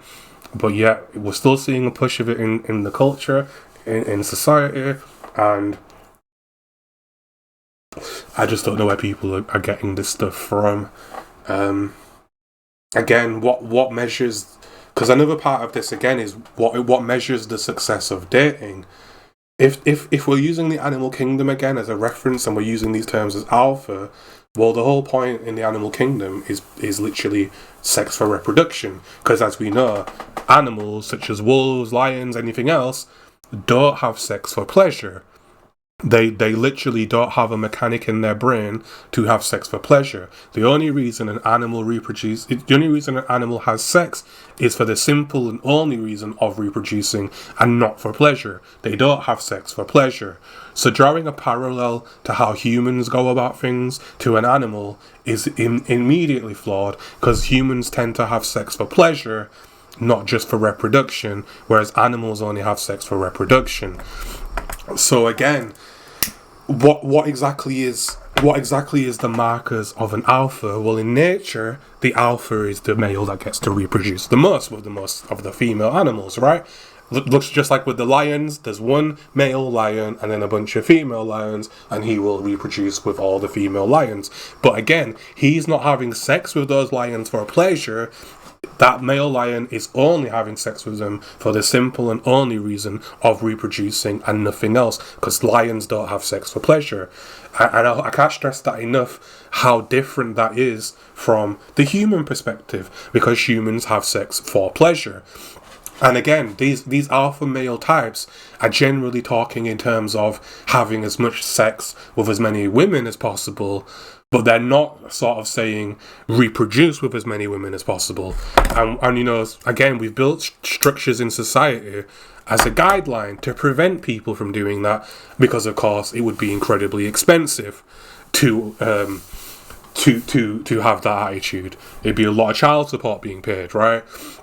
So really, when people are talking about the macho, the Chad, having sex with all these women, they're basically saying he's having sex for pleasure with all these women, right? And again, sorry women, I'm talking about the male side because of course that's the side I can relate to the most. But do feel free to leave a comment about your perspective and your side of this, of course. And you know, if you make some points, I'm happy to discuss them and to elaborate on them. But again, I'm going to focus on just the male aspect, because that is the one that it's the most toxic right now. I have got a tab here talking about what the alpha female is, and this is something interesting about the comparisons to nature.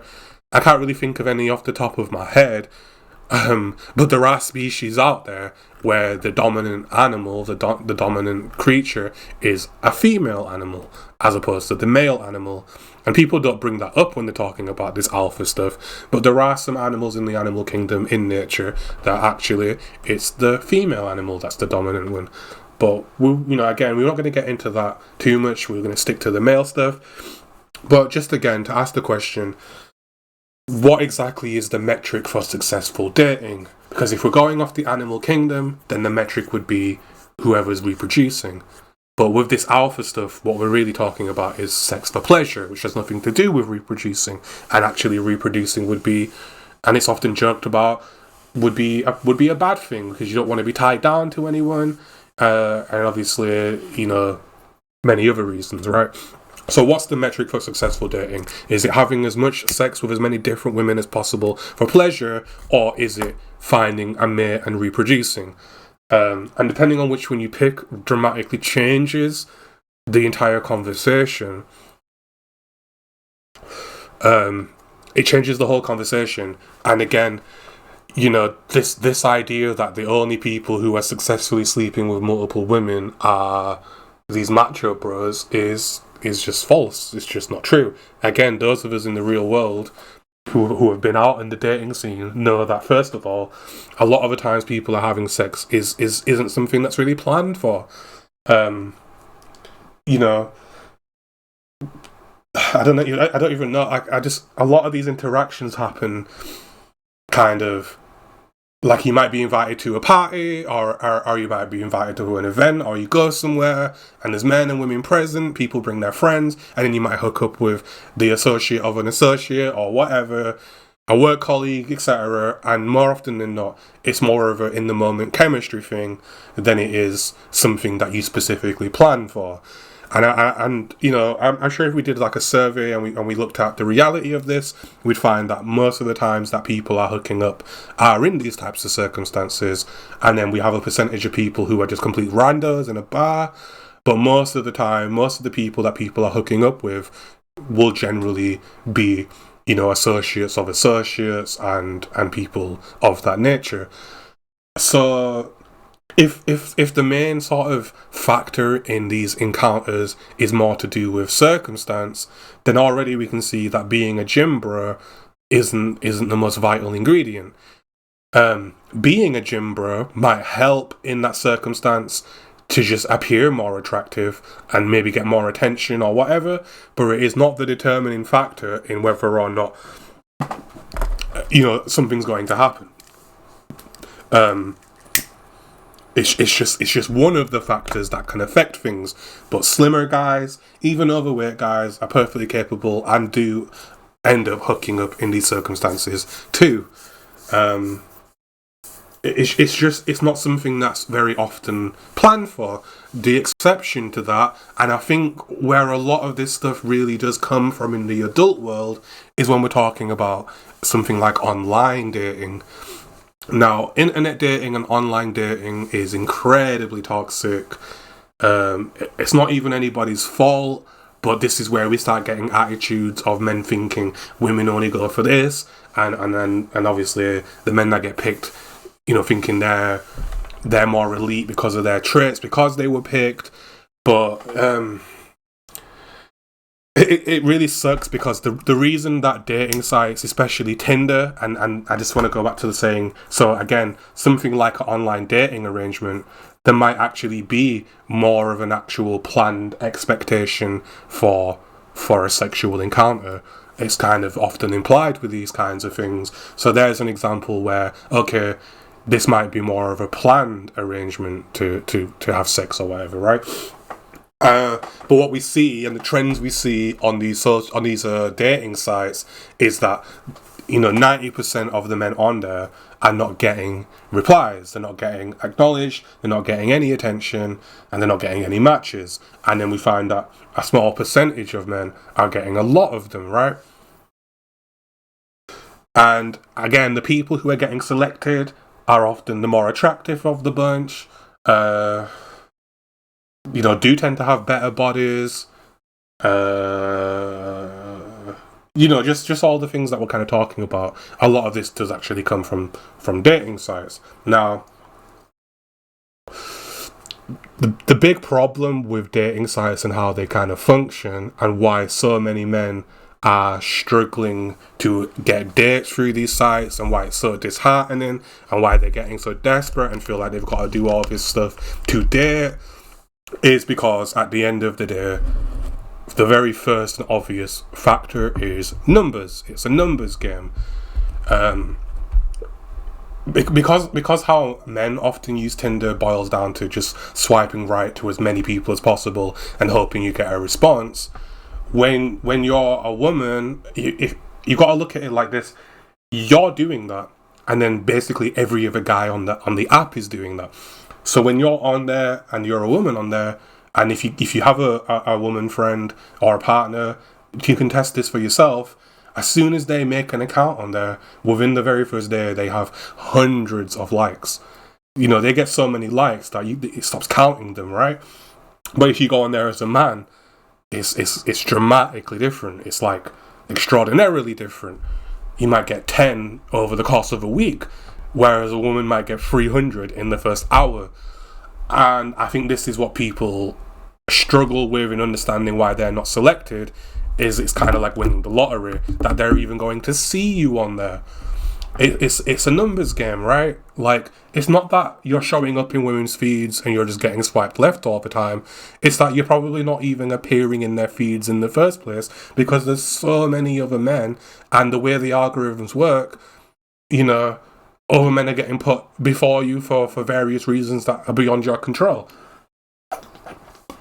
So quite literally, due to the sheer volumes involved, you might not even be appearing in these women's feeds to even be getting swiped left or righted, right? And then another thing we see is for the people who do get matches, a lot of the time it doesn't go anywhere, and they get unmatched, or as soon as they've been matched, they get quickly unmatched, or they might never get a reply. And this once again, quite basically from the very start, comes down to the fact that, again, the sheer volume of interactions on there. Now, it's a bit different on Tinder because, of course, you only get message from people you've matched with, and then you might have some reason that, I don't like this person. But again, when you have 300 likes and you match with a person and they say something and you just don't feel it, when you have hundreds of other options, you're not going to be as invested, and it's easier to turn them down, because quite literally, look, I've got hundreds of other potentials, and I just didn't get a good feeling from you. And on other sites, something like Plenty of Fish or something else, you've got to think about how full their inboxes become, to the point where they might never see your message, or they might just see your message in passing. They might think maybe I'll reply, but because they're literally getting hundreds of messages in a constant steady stream, you just kind of get lost in the noise. And then of course, if you start sending multiple messages, a lot of these sites won't even let you do that, so you just lost the history anyway. But then also you start looking a bit desperate, because it's like, can you calm down? I've got hundreds of messages. You don't know that, you can't see that, but you should also have the sense to realise that that's the balance that you're dealing with. And a lot of people are using their success on these sites as a metric for their own level of attraction, without realising that, look, it's like winning the lottery at this point. There's just so many people on there, and women have options. You see, the problem, you could be a gym bro, you could be a Chad, you could be rich, right? But if a woman can't see any of those things, or if they have hundreds of other people who tick the same boxes, or whatever it might be, you can't expect some magical thing to happen where you're just picked because of some special, unique thing about you. Because here's the truth of the matter: you're not that unique. The gyms are packed. There's loads of built people. There's loads of ripped people. There's loads of attractive people. Pretending it's some scarce commodity is ridiculous, because I'd probably say there's more attractive people than ugly people, especially when we're talking about younger people. As we know, as older people, younger people always look good. They're young, they're spry, they just always look good. Like, there's so many attractive people that being attractive isn't quite the magical elixir that people pretend it is. However, being the most attractive person in the room is a completely different thing from being just attractive in general. So when there's 300 people in the room and they're all attractive and they're all got gym bods and they've all got some money and a good job, then you don't look like anything. But if you're in a room full of people who are all overweight and you're all ripped, then you're gonna stand out. But even in that situation, it happens and has happened where you're still not the one to get picked because you just might not be what this person was looking for. And again, pretending. So, alright, let's bring this back now. So, with all that being said, we have these alpha macho Chad bros saying that the only way to get laid is to tick these certain boxes. But then what we actually have in reality is that all types of different people are getting laid and none of this stuff particularly matters. However, we have this part of the culture now where these alpha bros who have got gym bodies and are, all these things, are getting laid left, right and centre. They are attracting loads of mates. But there's an important detail about that people are kind of just ignoring for some reason, which is every YouTuber with a popular channel is getting laid. Every person with some kind of fandom is getting laid, and I think people have forgotten that. If you have fans, you're probably going to get laid. And again, it might be due to just the fact that some people are opportunists, and they think that if they can get with this person, they might be able to lock them down, and then they've got themselves a successful partner and an easy access to a celebrity life. And there's probably a lot of that type of thing going on. Either way, it should come as no surprise that yes, these people with millions of views are getting laid. No, it's not because of some magical elixir, some special formula they had. It's not because they're wizards on and they're really good at chatting women up. We see countless times these so-called macho bros with their cringe leaked videos where they're trying to pick somebody up and they just sound like bellends. But the girl's still giggling and she's still interested. Why? Because the only reason she's even associated with this guy is because he's getting millions of views on his page. And let's just not forget that aspect of it and how that skews the results. It might look like these alpha lifestyle bros are getting success dating wise because of all these things they're pushing, but in reality, if you really look at it, it's quite literally simply because they're popular online. They're getting views and they look like celebrities, and celebrities with fan bases will always get laid. So again, pretending that all these traits and all these so-called alpha bro things matter is ridiculous, because you can look like anything. And if you're getting X amount of views on your page and you've got some degree of fame, then guess what? You're going to get laid. You're going to get easy dates. And it takes me back to what I was saying about how some of these people have convinced themselves of the athlete mentality. If I can do one sport, I can do them all. Well, if I'm getting laid, it's not because it's like a cognitive dissonance. It's not just because I'm famous. It's because I'm attractive. It's because I'm confident. And it's all these things that I'm associating with XYZ, when in actual reality, it has nothing to do with any of it. And it was just, they just got laid because they were famous. And it's dishonest, and it's giving people the wrong impression. Now, I don't want to be that person that's pushing this idea that you need to be famous to get laid. I'm just simply saying that these people are getting laid because they're famous, first and foremost. I mean, I'm sure if they go somewhere where no one knows who they are, and then, they start chatting somebody up, there's a good chance that they will get laid. But I would love to see a behind the scenes of how many times these individuals end up resorting to just telling people they're famous to get laid. While they're saying their masters are chatting people up, I bet most of their conversations involve them pulling out their phones and going, look, this is me, this is my page. I would love to see it. I know it happens because we all know that happens. Of course, they're pulling out their YouTube page and telling people they're famous. And yeah, that's why they're having success in dating. Don't be fooled. Their snake oil isn't doing it. Their supplements aren't doing it. Their gym routine isn't hurting. But the main reason they're having success dating is because they're public figures and they have some degree of fame.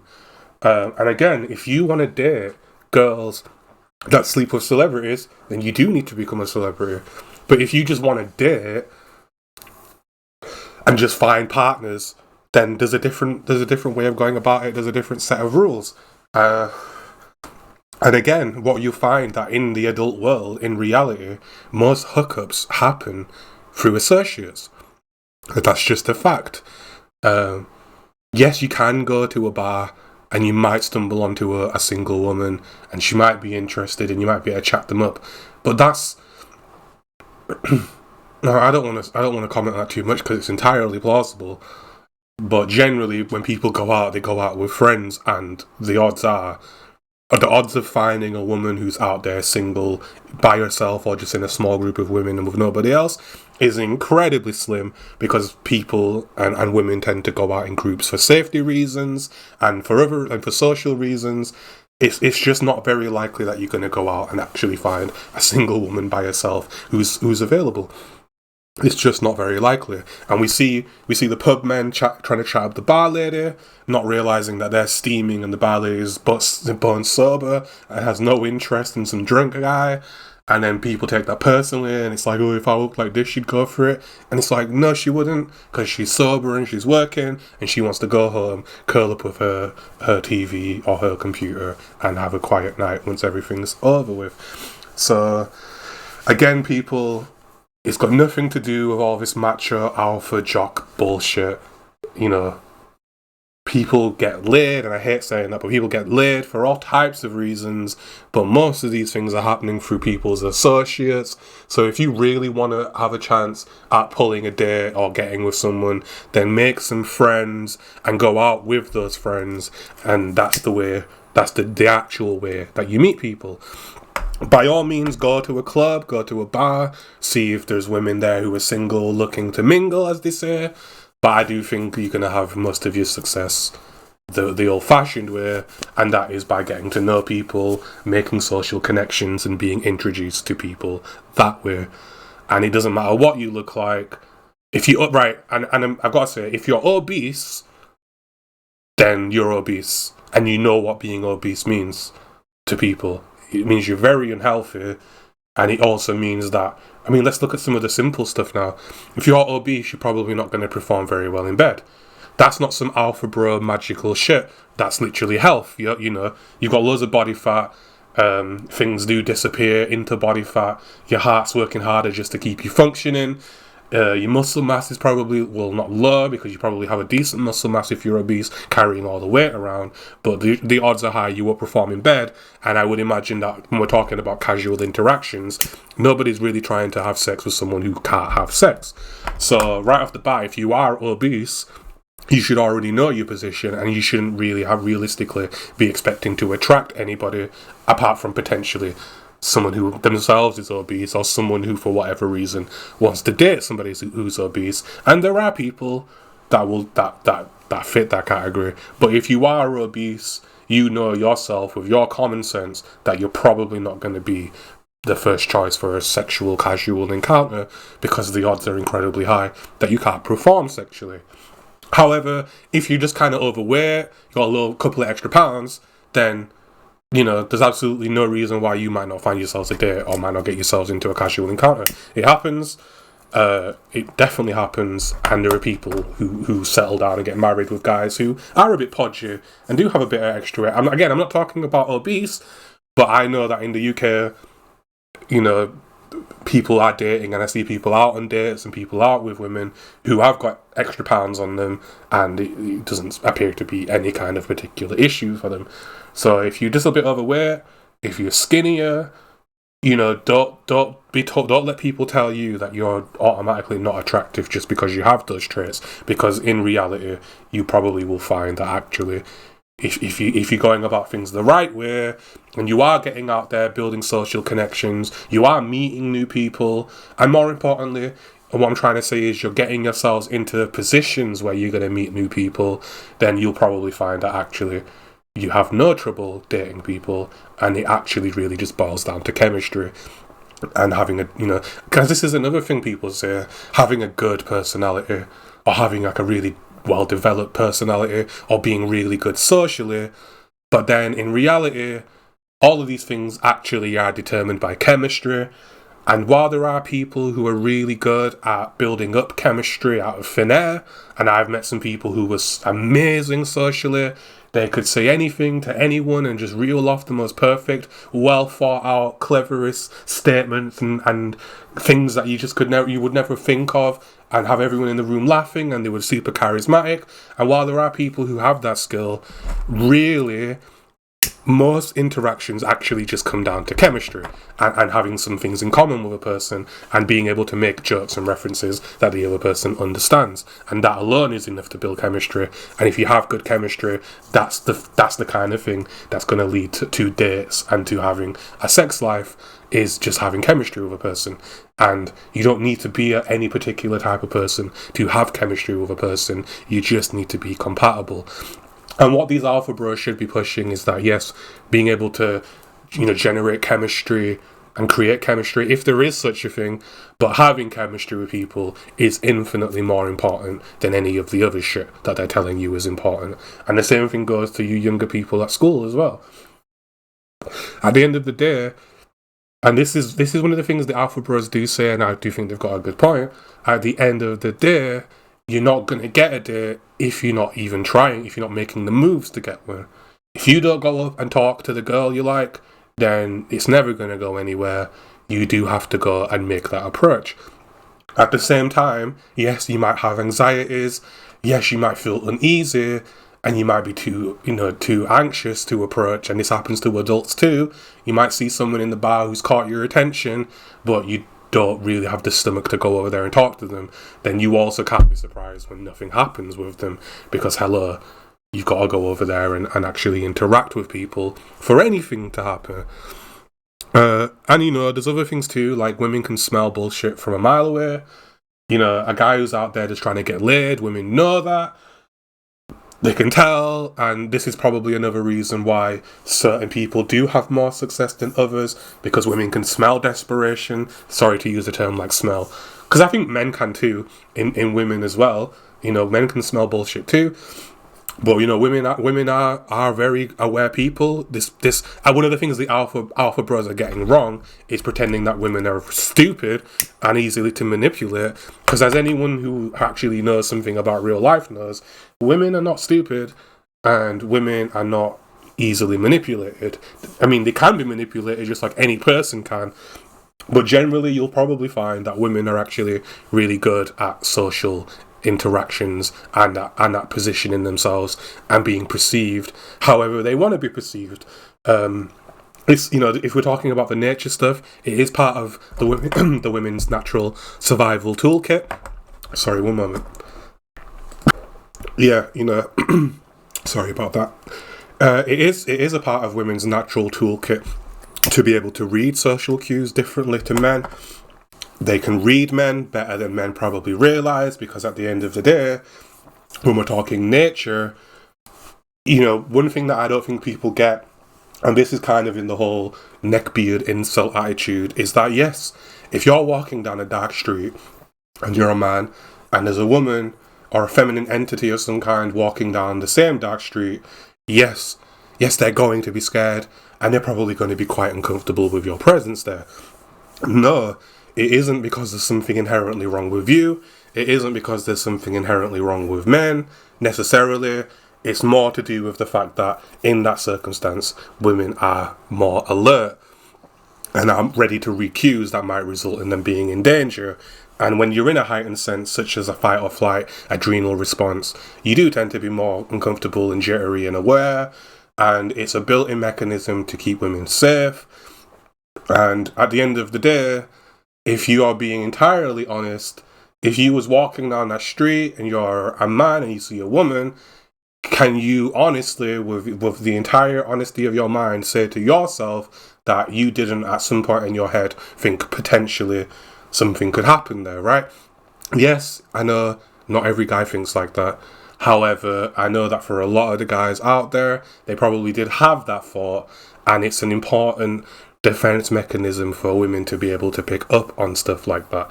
That's really out there, probably not something you've heard before, and I don't know, I'm not in your head, but I just wonder how many men in that circumstance have had the thought cross their mind of, well, you know, something could happen here.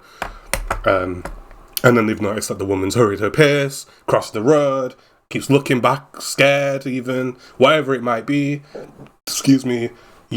At the end of the day, women do have some natural defenses built in that cause them to pick up on things you might not realise. And yes, that does involve reading masculine body language and energy and whatever else.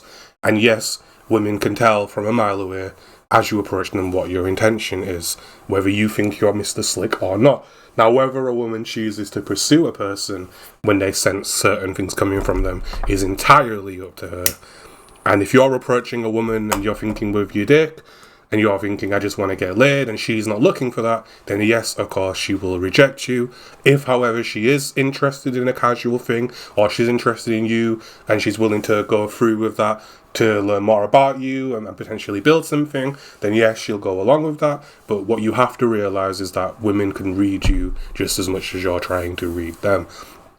And I would even go as far as to say that if you spot someone and you're kind of looking at them and you want to go over and talk to them, but you feel too nervous, you feel too anxious, and the idea of going over makes you uncomfortable, I would wonder, and I would make the suggestion that perhaps that's because she's sending you signals that are telling you that she doesn't want you to go over there.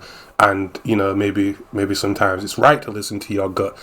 And I think that's probably why people who do try to go over, despite those feelings, will find themselves getting turned down, because, you know, there's probably some subtle mating body language occurring that's saying to you, I kind of think you're interesting, but I don't want you to approach. And at the same time, we do have this attitude that it's just okay to walk up to a woman in a bar just because you like the look of her. And it's like, well, hang on a second. She might also be feeling anxious and not want anyone to approach her.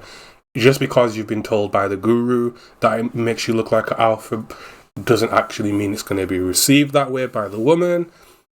And there's absolutely nothing saying she has to take it that way, and she might just find it a little bit too much and turn you down because she's intimidated by it. Because not every woman goes for that kind of thing, and this is what they're not being honest about. They want to pretend that every woman is the same and every woman reacts the same to the same biological cues, but it simply isn't true. Just like with men, there's a lot of stuff we have in common as men. Just like there is with women, there's a lot of stuff that women have in common. But that is a very, very different statement from, but they respond the same to everything. Very different, entirely different. And again, you know, some men respond to fear differently. Some men run away. Some men start shouting. Some men start scrapping. Some men grab a weapon and stay quiet. Some men hide. Yeah, we might all be responding to fear in the same way, but we all deal with that very differently. And some men might feel fear and just start laughing because they're insane. But either way, just because we all have a similar response in terms of feeling fear doesn't mean we all respond to that feeling of fear in the same way, just like we don't respond to sexual ideas the same way and sexual responses the same way. Again, I know I've known some guys who, as soon as they get a little bit horny, it's a case of, I'm trying to get laid, I want to get laid. And then I know some people who you've never heard a peep about them about sexual subjects. They never even bring it up. And that isn't to say they're not successful on either side. It's just simply to say that everyone deals with those things differently. And people probably should start realising the same thing goes for women too. They're not all the same. They don't all respond to things the same. And they're not all looking for the same things. And listening to these alpha bros, listening to these guys telling you that it's like this and this is the only way is ridiculous, and in the long run it's only going to do you harm. And at the same time, I'm talking about, like, you know, you might approach a woman and she's reading you and trying to figure out what it is this person wants from them. What you probably need to realise, and what's way more important than having a ripped gym bod, is that you yourself know what you want from this interaction. Because again, when you approach this woman, are you approaching her because you want to make a new friend? Are you approaching her because you're trying to get laid? Are you approaching her because you think she could, are you looking for a long-term partner? Are you looking for someone you could potentially settle down with? Or are you just looking for someone you can just get with and then you want to get with other people afterwards? Because all of those things that you have in your head are going to be projected from you, no matter what you look like. And if you're approaching her with one idea, you're approaching her with another, yes, believe it or not, she will be able to pick up on some of that stuff from you, just from the way you're approaching her. So, try to have a clear idea of what it is you even want from this situation before you approach. Because if you approach and you don't know what you want, then they're reading you and they're like, I don't know what they want. And then that's an anxiety-inducing situation. And that's coming from you, the so-called alpha bra, or whatever you identify as, because you yourself don't even know what you want. And women can spot that kind of thing. So, yeah, and there's a lot of this talk about making your intentions clear. We went through the rape culture era, and it's important that you make what you want known, even if you don't verbalize it immediately. Make yourself known. Make sure you know what you want. And yeah, the true solution to being confident when you approach someone is knowing what you want when you approach them. Going over there without a plan is going over there without a plan. And it's only going to work if you're really good at winging it, which most people are not amazing at improvising, and generally should think things through before they make those decisions. So again, the thing the gym bros are saying, just walk over there, bro, bonk her on the head and drag her home. If you actually did that shit, you're getting arrested. If you actually say some of this misogynistic shit around women, they're going to look at you and wonder what the fuck you're talking about. The only exceptions to these things are people who are celebrities. They can say these things and still get a date because they're celebrities, because they're famous. And yes, if you become famous, then yes, you'll be able to say whatever dumb shit you want and still get a date. That's just kind of how it works. But again, there's a difference between dating women who will date a celebrity and dating a woman who just finds you interesting. There's differences. And there's also differences between what you want as a person and what you want in terms of your dating life. So just try and remember that.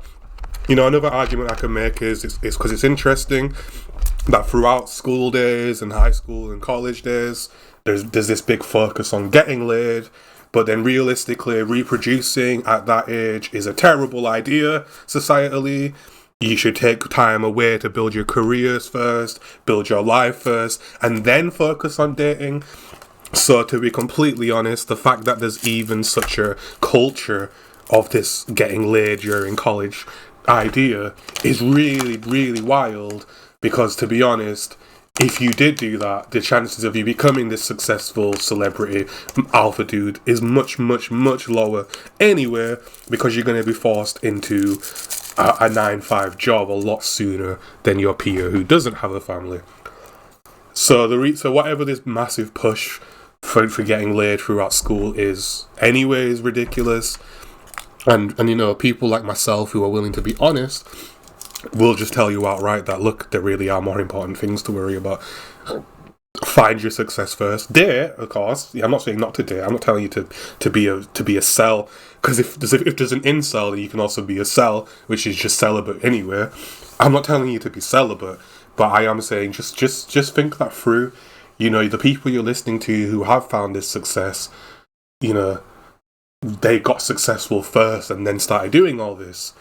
You going out dating, getting someone pregnant and starting a family at 19 is going to make things not impossible, but it's going to make it a lot more difficult to become that successful person that you're wanting to be. And maybe focusing on getting laid all the time isn't necessarily the most important thing right now. And also try to remember that the type of women that are sleeping with celebrities, there is a huge culture of women trying to trap men. And this is something that happens to non-famous guys, especially more before the big boom in social media. But women will just trap guys that they just think are worth trapping. Anyway, and that's not to put a marker on women, it's just that there are some women out there, and especially the kind of gold-digging type of women who do chase after celebrities and stuff, where their goal isn't to sleep with this guy for fun. Their entire goal is to try and hold this person down and lock this person down to make their lives better. And it's like, why are you even chasing women like that? Once you find your success, those kind of women will come chasing you anyway. And I just wonder, like, what kind of person is okay with chasing women who are doing that? You know, there's a lot to be said about the historical part of women kind of living in the house and the men are the ones who go out and earn the income. But I think we can all look around and safely say, well, that's not applying to the modern society. There's plenty of women out there working. There are famous women who have their own majorly successful careers, and some of the most successful people on the planet are women who worked and earned their way there. And they're the ones in this position, having men chasing them, trying to get a lifestyle out of it. So just be careful with the kind of people you're chasing. Anyway, these alpha bros are attracting gold diggers who just want an easy life and fame. And if you're not famous, then you shouldn't even be thinking about trying to attract those women, because they only date famous people. So who is it, who, like, again, it's that question, I'm probably going to bring it up a lot. What kind of world exactly are you expecting to live in? This world where girls who are attracted to something should have to sleep with you who doesn't tick those boxes is just a ridiculous mentality. And I think that's where we finally move on to the subject of incels. Because this is the side of the alpha bro conversation that people are not acknowledging. That's actually the real danger of it. And the only but the only real difference this conversation's making is, firstly, it's making people just more misogynistic and just giving people a really unrealistic perspective of the dating world, because it's celebrities telling you that if you do these things you can get dates, when in actuality they're just getting dates because they're celebrities. So not only is it like disingenuous and misleading, but it's also creating this situation where these young people who are already dealing with this bullshit in school, just like we all went through, stuff that doesn't even matter in the adult world, are being led and tricked into believing it does matter in the adult world. And it's creating these incels, and it's also making them more extremist, because what you're doing is when you're calling out these people as betas, and you're saying the only way to get laid is to be an alpha and you're a beta, what you're doing is putting them in a position where, while they're just going through school wondering why they're not getting dates, not realising that just around the corner, once they pass through those gates and leave school, they've got an entirely different life waiting for them. Before they even get there, they're being pushed into extremism, made to believe that no matter where they are in their life, there'll always be these betas and these incels. And it's absolutely, completely not true. But because obviously these influential people are telling them it is, with their biased perspective, based on their own level of celebrity, it's them pushing these people into a corner and saying, look, I'm never going to be this, and this anyway. Women are never going to want me. No matter what I do, I might as well become this extremist, right? And it's all well and good saying, well, if they're going to do that, then they're this type of person anyway. But in reality, no, because that's what bullying does. And it's one thing when the bullying's localised to school, and then they leave school, and then they discover the real world and realise the real world's different. It's another thing when they're looking at what they think is the real world and still hearing the same stuff from adults, thinking, oh God, this is going to carry over into my adult life. And in reality, any self-respecting adult will tell you, well, actually, that school shit really doesn't matter in adult life. It only matters in school. And we're not acknowledging the fact that social media is dominated by the young people who are either in school or very fresh from it. So to them, these subjects are everything in the world. But to us fucking, 30, 40, 50-year-olds, I mean, I'm 28, so I'm not the oldest yet, but I'm getting there. But to us on the older end who have been through all that and have lived in the adult world, we definitely should be self-respecting enough and self-aware enough to have realised by now none of the stuff that they said mattered in school mattered. And there's people with families who have low-paying jobs, who have wives and kids. There's people reproducing who we never thought should be reproducing. And there's people who are successful who we never thought would be successful. And none of the stuff that seemed like it mattered back then actually matters in the adult world. And we've kind of looped back around as adults and we're trying to fit in with the cool kids online. And we're now pushing the toxic ideas that they're pushing in school, that we dealt with in school, simply because it's trendy, because these school kids are now online. And I just think it's like, look, we're adults, we've been through this stuff, we know better. Instead of trying to match what the kids are saying, you know, to boost our careers and get their dollar and their parents' dollar, we should instead hold true to our integrity and try and show these kids that, look, the real world isn't like that. You know, if these same influential alpha bros were being honest, first of all, would they even be as popular as they are? I don't know, because a lot of the people doing it were people who were already popular, and they've branched over into the internet. And in an effort to stay relevant on the internet and on sites like TikTok, they've started changing their rhetoric to basically draw in those people. But then, before they were in that world, before they made before they bridged over to the internet, they were pushing totally different ideas and were successful for totally different reasons from the stuff that they're pushing. And it's really disingenuous. And it would be, you know, I'd be a lot more in support of these people as influencers if they were being honest. And they're not. And all they're actually doing is just creating extremists.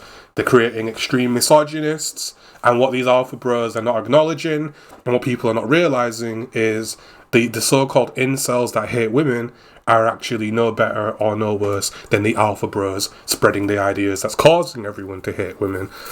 Pretending women are these shallow, flimsy, easily manipulated things that only care about shiny things like magpies is the same thing that's making an incel and making them feel hopeless that they're never going to be able to just have a normal, healthy dating life. And it's ridiculous, and both sides are quite literally as misogynistic as the other, and it's insane. And I don't think either side really realising how much they have in common. Because the same way you're saying don't give a fuck and do whatever you want is the same attitude these incels have when they go shoot up their schools and kill a bunch of people. They, you know, show up there, be confident, don't give a fuck and do whatever the fuck you want. And that's what these incels are doing. And it's resulting in horrible stuff happening. And it's all coming from these ideas that's coming from this alpha bro culture. So it's ridiculous. It's insane.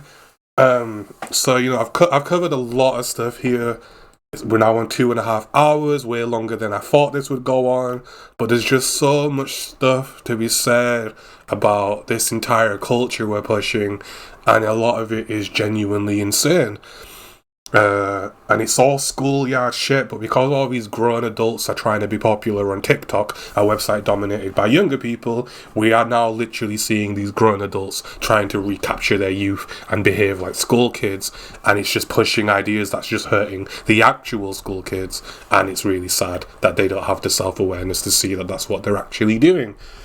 Because any adult should know by now that the stuff that used to matter in school doesn't matter as an adult. But of course, because they want to capture their youth, because they want to feel like they're still young and hip, especially these older 40, 50-year-olds, still want to feel like they can get down with the 18 to 20-year-olds, we see them pushing the ideas that were popular for those 18 to 20-year-olds when they were at school, and it looks a mess.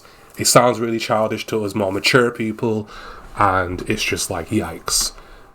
I feel really bad for the youth of today, because not only are they getting the pressures from school culture, but now they're hearing the same stuff parroted back to them by 50-year-old celebrities. And it's just like, these people have, it's almost like all these celebrities have kind of forgotten that before the internet there was a certain responsibility from public figures to be sure that they're putting out things that are healthy for society. You know, Beyonce would go on TV and do wholesome stuff.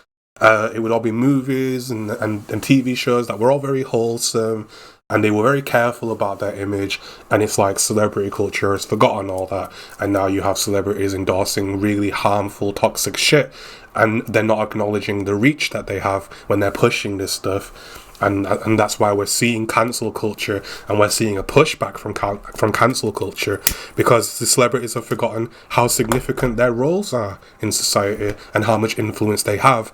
And there is a really major incentive for them to actually watch what they're saying. They have so much influence and they affect so many people's lives. They have a responsibility to not be pushing people into extremism, right? And it's like they've forgotten. But, you know, it's all about the dollar, it's all about selling out, it's all about making money, and they're trying to be trendy on TikTok. And surprisingly, the stuff that's popular on TikTok is the same stuff that's popular in schools. And thusly, we have these 40-year-olds, these 50-year-olds telling these 15-year-olds, echoing back to them the stuff they're hearing in the schoolyard. And it makes no sense. Because when they go home and talk to their own children, do you really think they're saying the same stuff to them? No, they're not. Because they're not trying to get their kids to buy anything from them, and they're trying to raise their kids right. And it's just really ironic that they're going out there and talking to the youth of the world and spreading all this toxic stuff while raising their own child who's going to be a part of this world. But of course, people in these positions, they always consider themselves royalty, and their kid's going to be born into a different position anyway. Therefore, it doesn't matter what the masses are doing, because my kid won't be a part of it, because they're going to be in the upper echelon, and us foolish plebs fall for it. We're falling for it big time, and it's sad. So here we just have a quick list of characteristics here. I mean, this website, I thought I clicked a different website, but this is actually just Mom Junction. And this is basically just like a kind of a trashy page, I guess, about parenthood for women. I don't know. But they're talking about what's an alpha male here.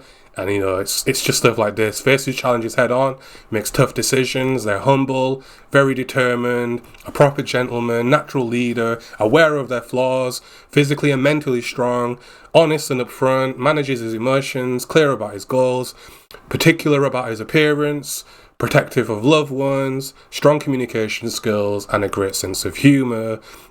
And of course, none of the stuff listed here are any of the things that's being pushed by the alpha bro community. These are all the traits of an actual leader. It's the things we look for when we elect people, so on and so forth.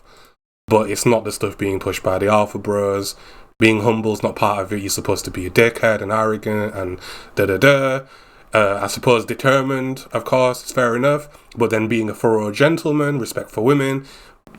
Whereas actually we're seeing in the alpha culture, you're supposed to be a dickhead to women and treat them like nothing. Natural leader, but alpha males, the alpha bros are terrible leaders, as we see time and time again. Aware of their own flaws, we don't see that in the alpha bros. Physically and mentally strong, they definitely took that one away. Obviously with the whole gym bro steroid mentality. Honest and upfront, alpha bros are telling you that's not the case. Manage your emotions well. Alpha bros are some of the biggest babies out there, throwing tantrums, kicking off online and making a fool of themselves, getting into fights for dumb reasons, and obviously they don't have any empathy because the alpha bro mentality is it's okay to kick people around if you're stronger than them. This is what I was saying about clear about your goals, you know what you want and stuff, and I suppose that is part of the alpha bro mentality. Particular about appearance and posture, of course, you know, dress well, look good. The alpha bros have that one. Protective of loved ones. I don't know if the alpha bros are necessarily for or against that. I feel like there's no real focus on protecting your family, because I think alpha bros don't really seem to be pushing the idea of family. Again, they're looking at people who have wives and kids and calling them the betas. So I don't think the current alpha bros think family is particularly important at this point. Strong communication skills, again, and a great sense of humour, again, that's being charismatic and whatnot. But again, none of those, you know, those are only a couple of things in a list of a lot more things, and there's a lot of the stuff here that alpha bros literally do the opposite of.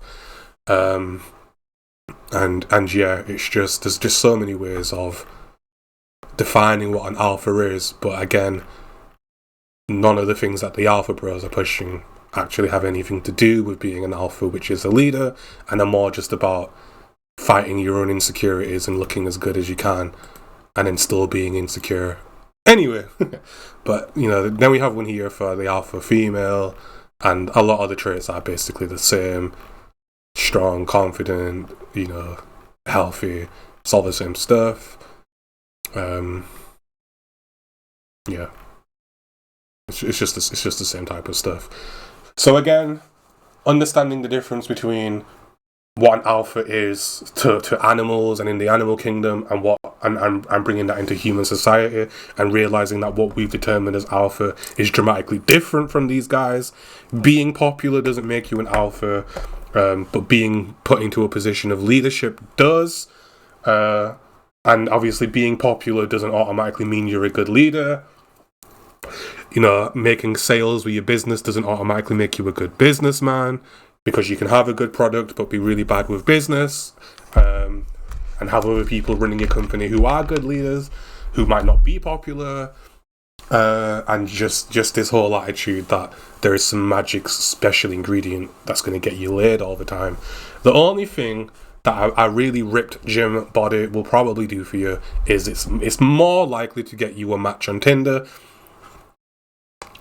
simply because when you're in an ocean of people and there's hundreds upon hundreds of guys with abs and six packs, then the chances of being selected when you don't have those things is obviously going to be much lower, especially when you're dealing with something that's already quite shallow in its intention.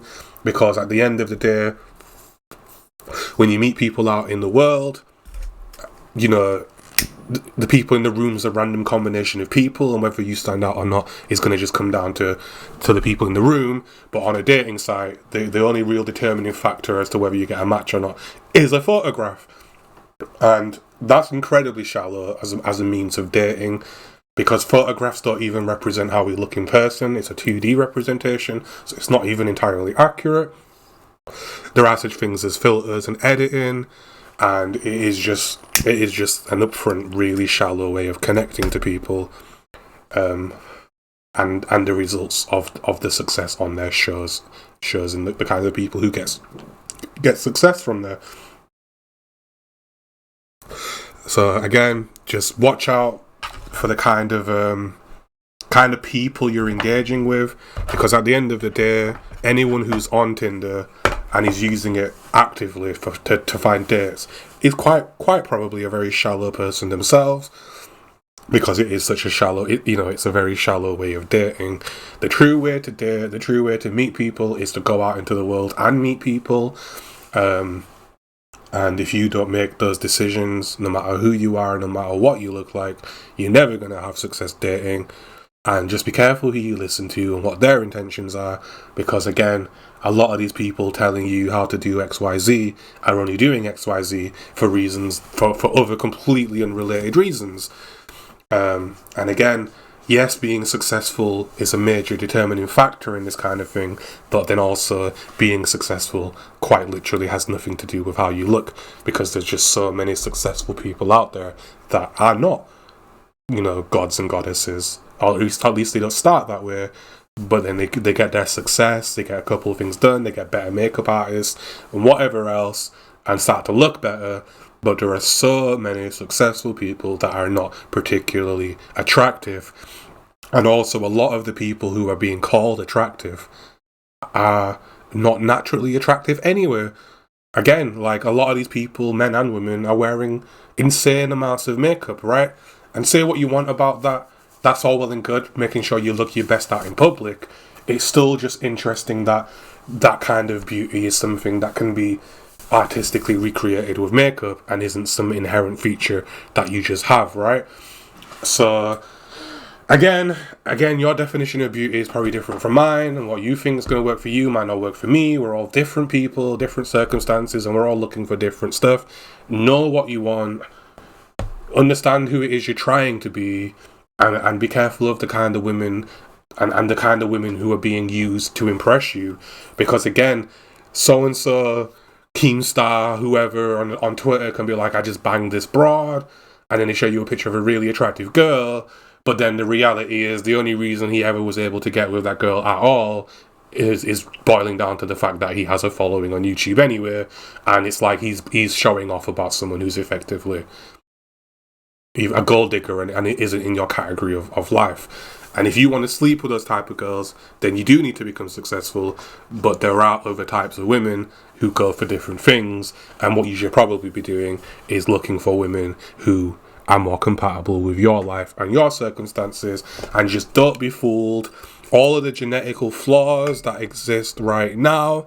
You might be a shorter person, you might be smaller framed, you might have a lot of genetic things going against you, but the reality remains that your genetics exist today, right now, because your ancestors who shared those traits were completely and perfectly capable and able to reproduce and pass on their genetics, hence why you're here right now. So I really wouldn't worry about it, people. There's no magical sauce and special ingredient.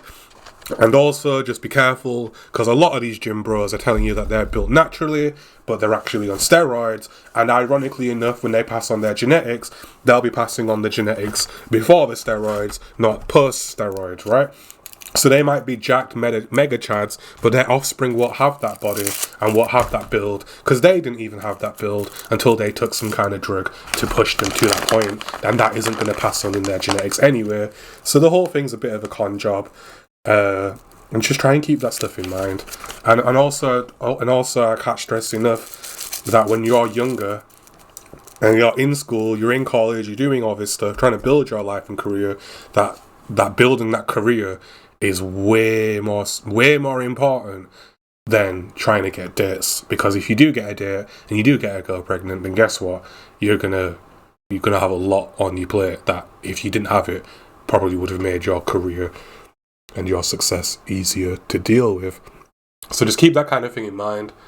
Again, the people I know in school who were more jock types and were dating back then, I think at this point, I'm pretty sure that everyone who sort of was in my classes and that I kind of knew, all of them now have kids.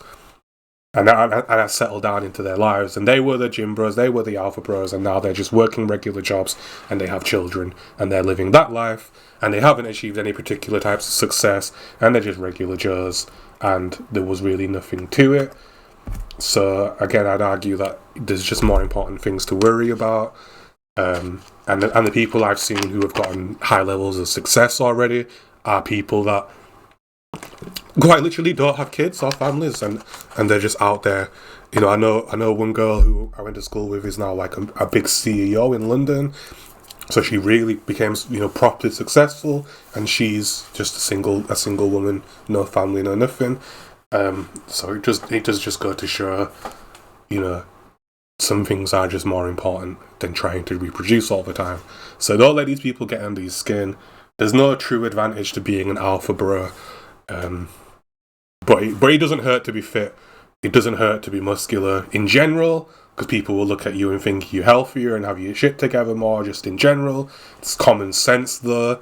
And if you are a fat, obese, overweight person, you honestly can't realistically expect people to see you as healthy when you're quite literally not.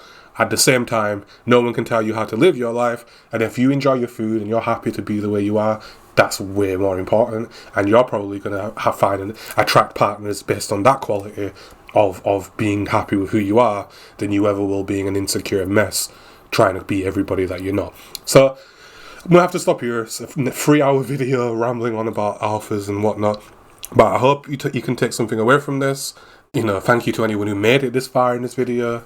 And it is quite a big topic, and I'll probably be revisiting it, but I kind of just wanted to dive into just this idea and this attitude of what makes a person an alpha and what an alpha actually is, and why the whole thing is just a mess, and why these grown men, these 50-year-olds, really shouldn't be pushing this stuff. And yeah, it's just wild. It's a wild time we live in. And yeah, it's a lot. So I was going to do this quiz, which kind of picks out, you answer a bunch of questions and it tells you what type of male you are. I'm not going to bother with it, because I've already been going on for too long. But based on who I am in the world right now, based on, my circumstances, I know what result I would get. But there are some really good reasons for why I would get such a result. And, it's not something I want to get into now. I don't call myself an alpha. I don't think I am an alpha. And it's not something I ever would strive to be in this alpha bro sense. Being an alpha human, being a leader, being in a position of influence that you've been elected into, that is an achievement, and that is a true alpha. When the majority of people are selecting you by choice, by vote, to be in an actual leadership position by vote is great, and that's the true alpha. Just because people like your artwork doesn't automatically mean you're going to be a good leader, and this is one of the toxic aspects to fame anyway, but that's a conversation for another time. So again, there's a difference between an alpha bro and an actual alpha. And just because you call yourself an alpha doesn't actually mean you are one. And if you look at the actual traits of a genuine alpha, you'll very quickly realise that a lot of these men calling themselves alpha don't actually fit the bill. And they just want to sound macho, and they're just trying to appeal to these young people. And they're maybe not understanding their impact on these people. But if you want to take this quiz, it's available here. There's the URL. By all means, go give it a go. But really, honestly, seriously, that's just not how it works. And in the animal kingdom, it's not how it works. Even if one wolf beats another wolf, that doesn't automatically mean the rest of the wolves are going to accept them as the alpha. The rest of the pack still has to agree, and people are elected into leadership positions by the people. And again, we don't put musicians and artists into government. We have, because we did it with Arnold. I know he was elected, but then again, he's an experienced actor in a place where actors are it's like the hub of the entertainment world. So he's in a place where it makes sense to have someone like him in a position of power. But in general and in other categories and in a broader sense, we don't put entertainers into politics. We don't elect them as our leaders, and we don't elect gym bros and young guys as our leaders. We actually elect older guys, and we actually elect people who have totally different traits. And when we do see someone who even vaguely fits the alpha bro mentality get into power, we very quickly see them get kicked out of it, because the childish mentality that they have and that they're pushing doesn't actually work when we're talking about grown-up stuff. So let's try to remember that. It's all well and good trying to be young, hip and trendy, but at the same time, there's a difference between being young, hip and trendy and being a good global actual leader. And that's why we don't see very much crossover. And yeah, it's a lot to think about. So with that, I'm gonna go. This was episode 11. And here we're talking about alpha bros and gym bros and this whole mentality and just why it's a bunch of nonsense. So thank you for being here. I hope you enjoyed. I hope you took something away. If you agree, disagree, if you have anything to add, please do put it in the comments. As I start getting comments, I'll probably start replying to some of them in the videos and debating people. So do put a comment, like the video, subscribe, of course. I would appreciate it. And stay tuned, plenty more stuff to come, plenty of stuff to be talking about, and I hope you enjoyed. And you probably noticed, I said in the last one I was going to play my music. I realised it's kind of redundant, and at the same time, I don't want to give people the impression that they can't share my stuff. By all means, I don't care. Put it on whatever channel you want, play the music, you can barely hear it anyway. I'm not bothered, it's literally just something that I was playing the music anyway, but I've done this one without it because I need to get the volume right. It's being picked up by the mic and it was a bit hard to listen to. But yeah, enjoyed this, talking about this subject, because it's just something that's so prevalent, and I would very much like to see this kind of culture change a little bit and become a little bit more realistic, and try to bear in mind that it's young people we're influencing, and young people already have it rough with their culture in their schools and stuff. We shouldn't be out here as adults scaring them further, And it's alpha bros making incels at the end of the day by telling them that they're not enough if it's not for this, this, and this. That's what's creating these people, and it's sad because the stuff that's causing it quite literally isn't true. But we'll come back to this subject. I'm gonna stop here. And again, thank you for being here. I really appreciate it. I hope you enjoyed. Like, subscribe, leave your comment, and I will see you on the next episode. I'm SpookyLith. Thank you very much. You have a good one. Goodbye.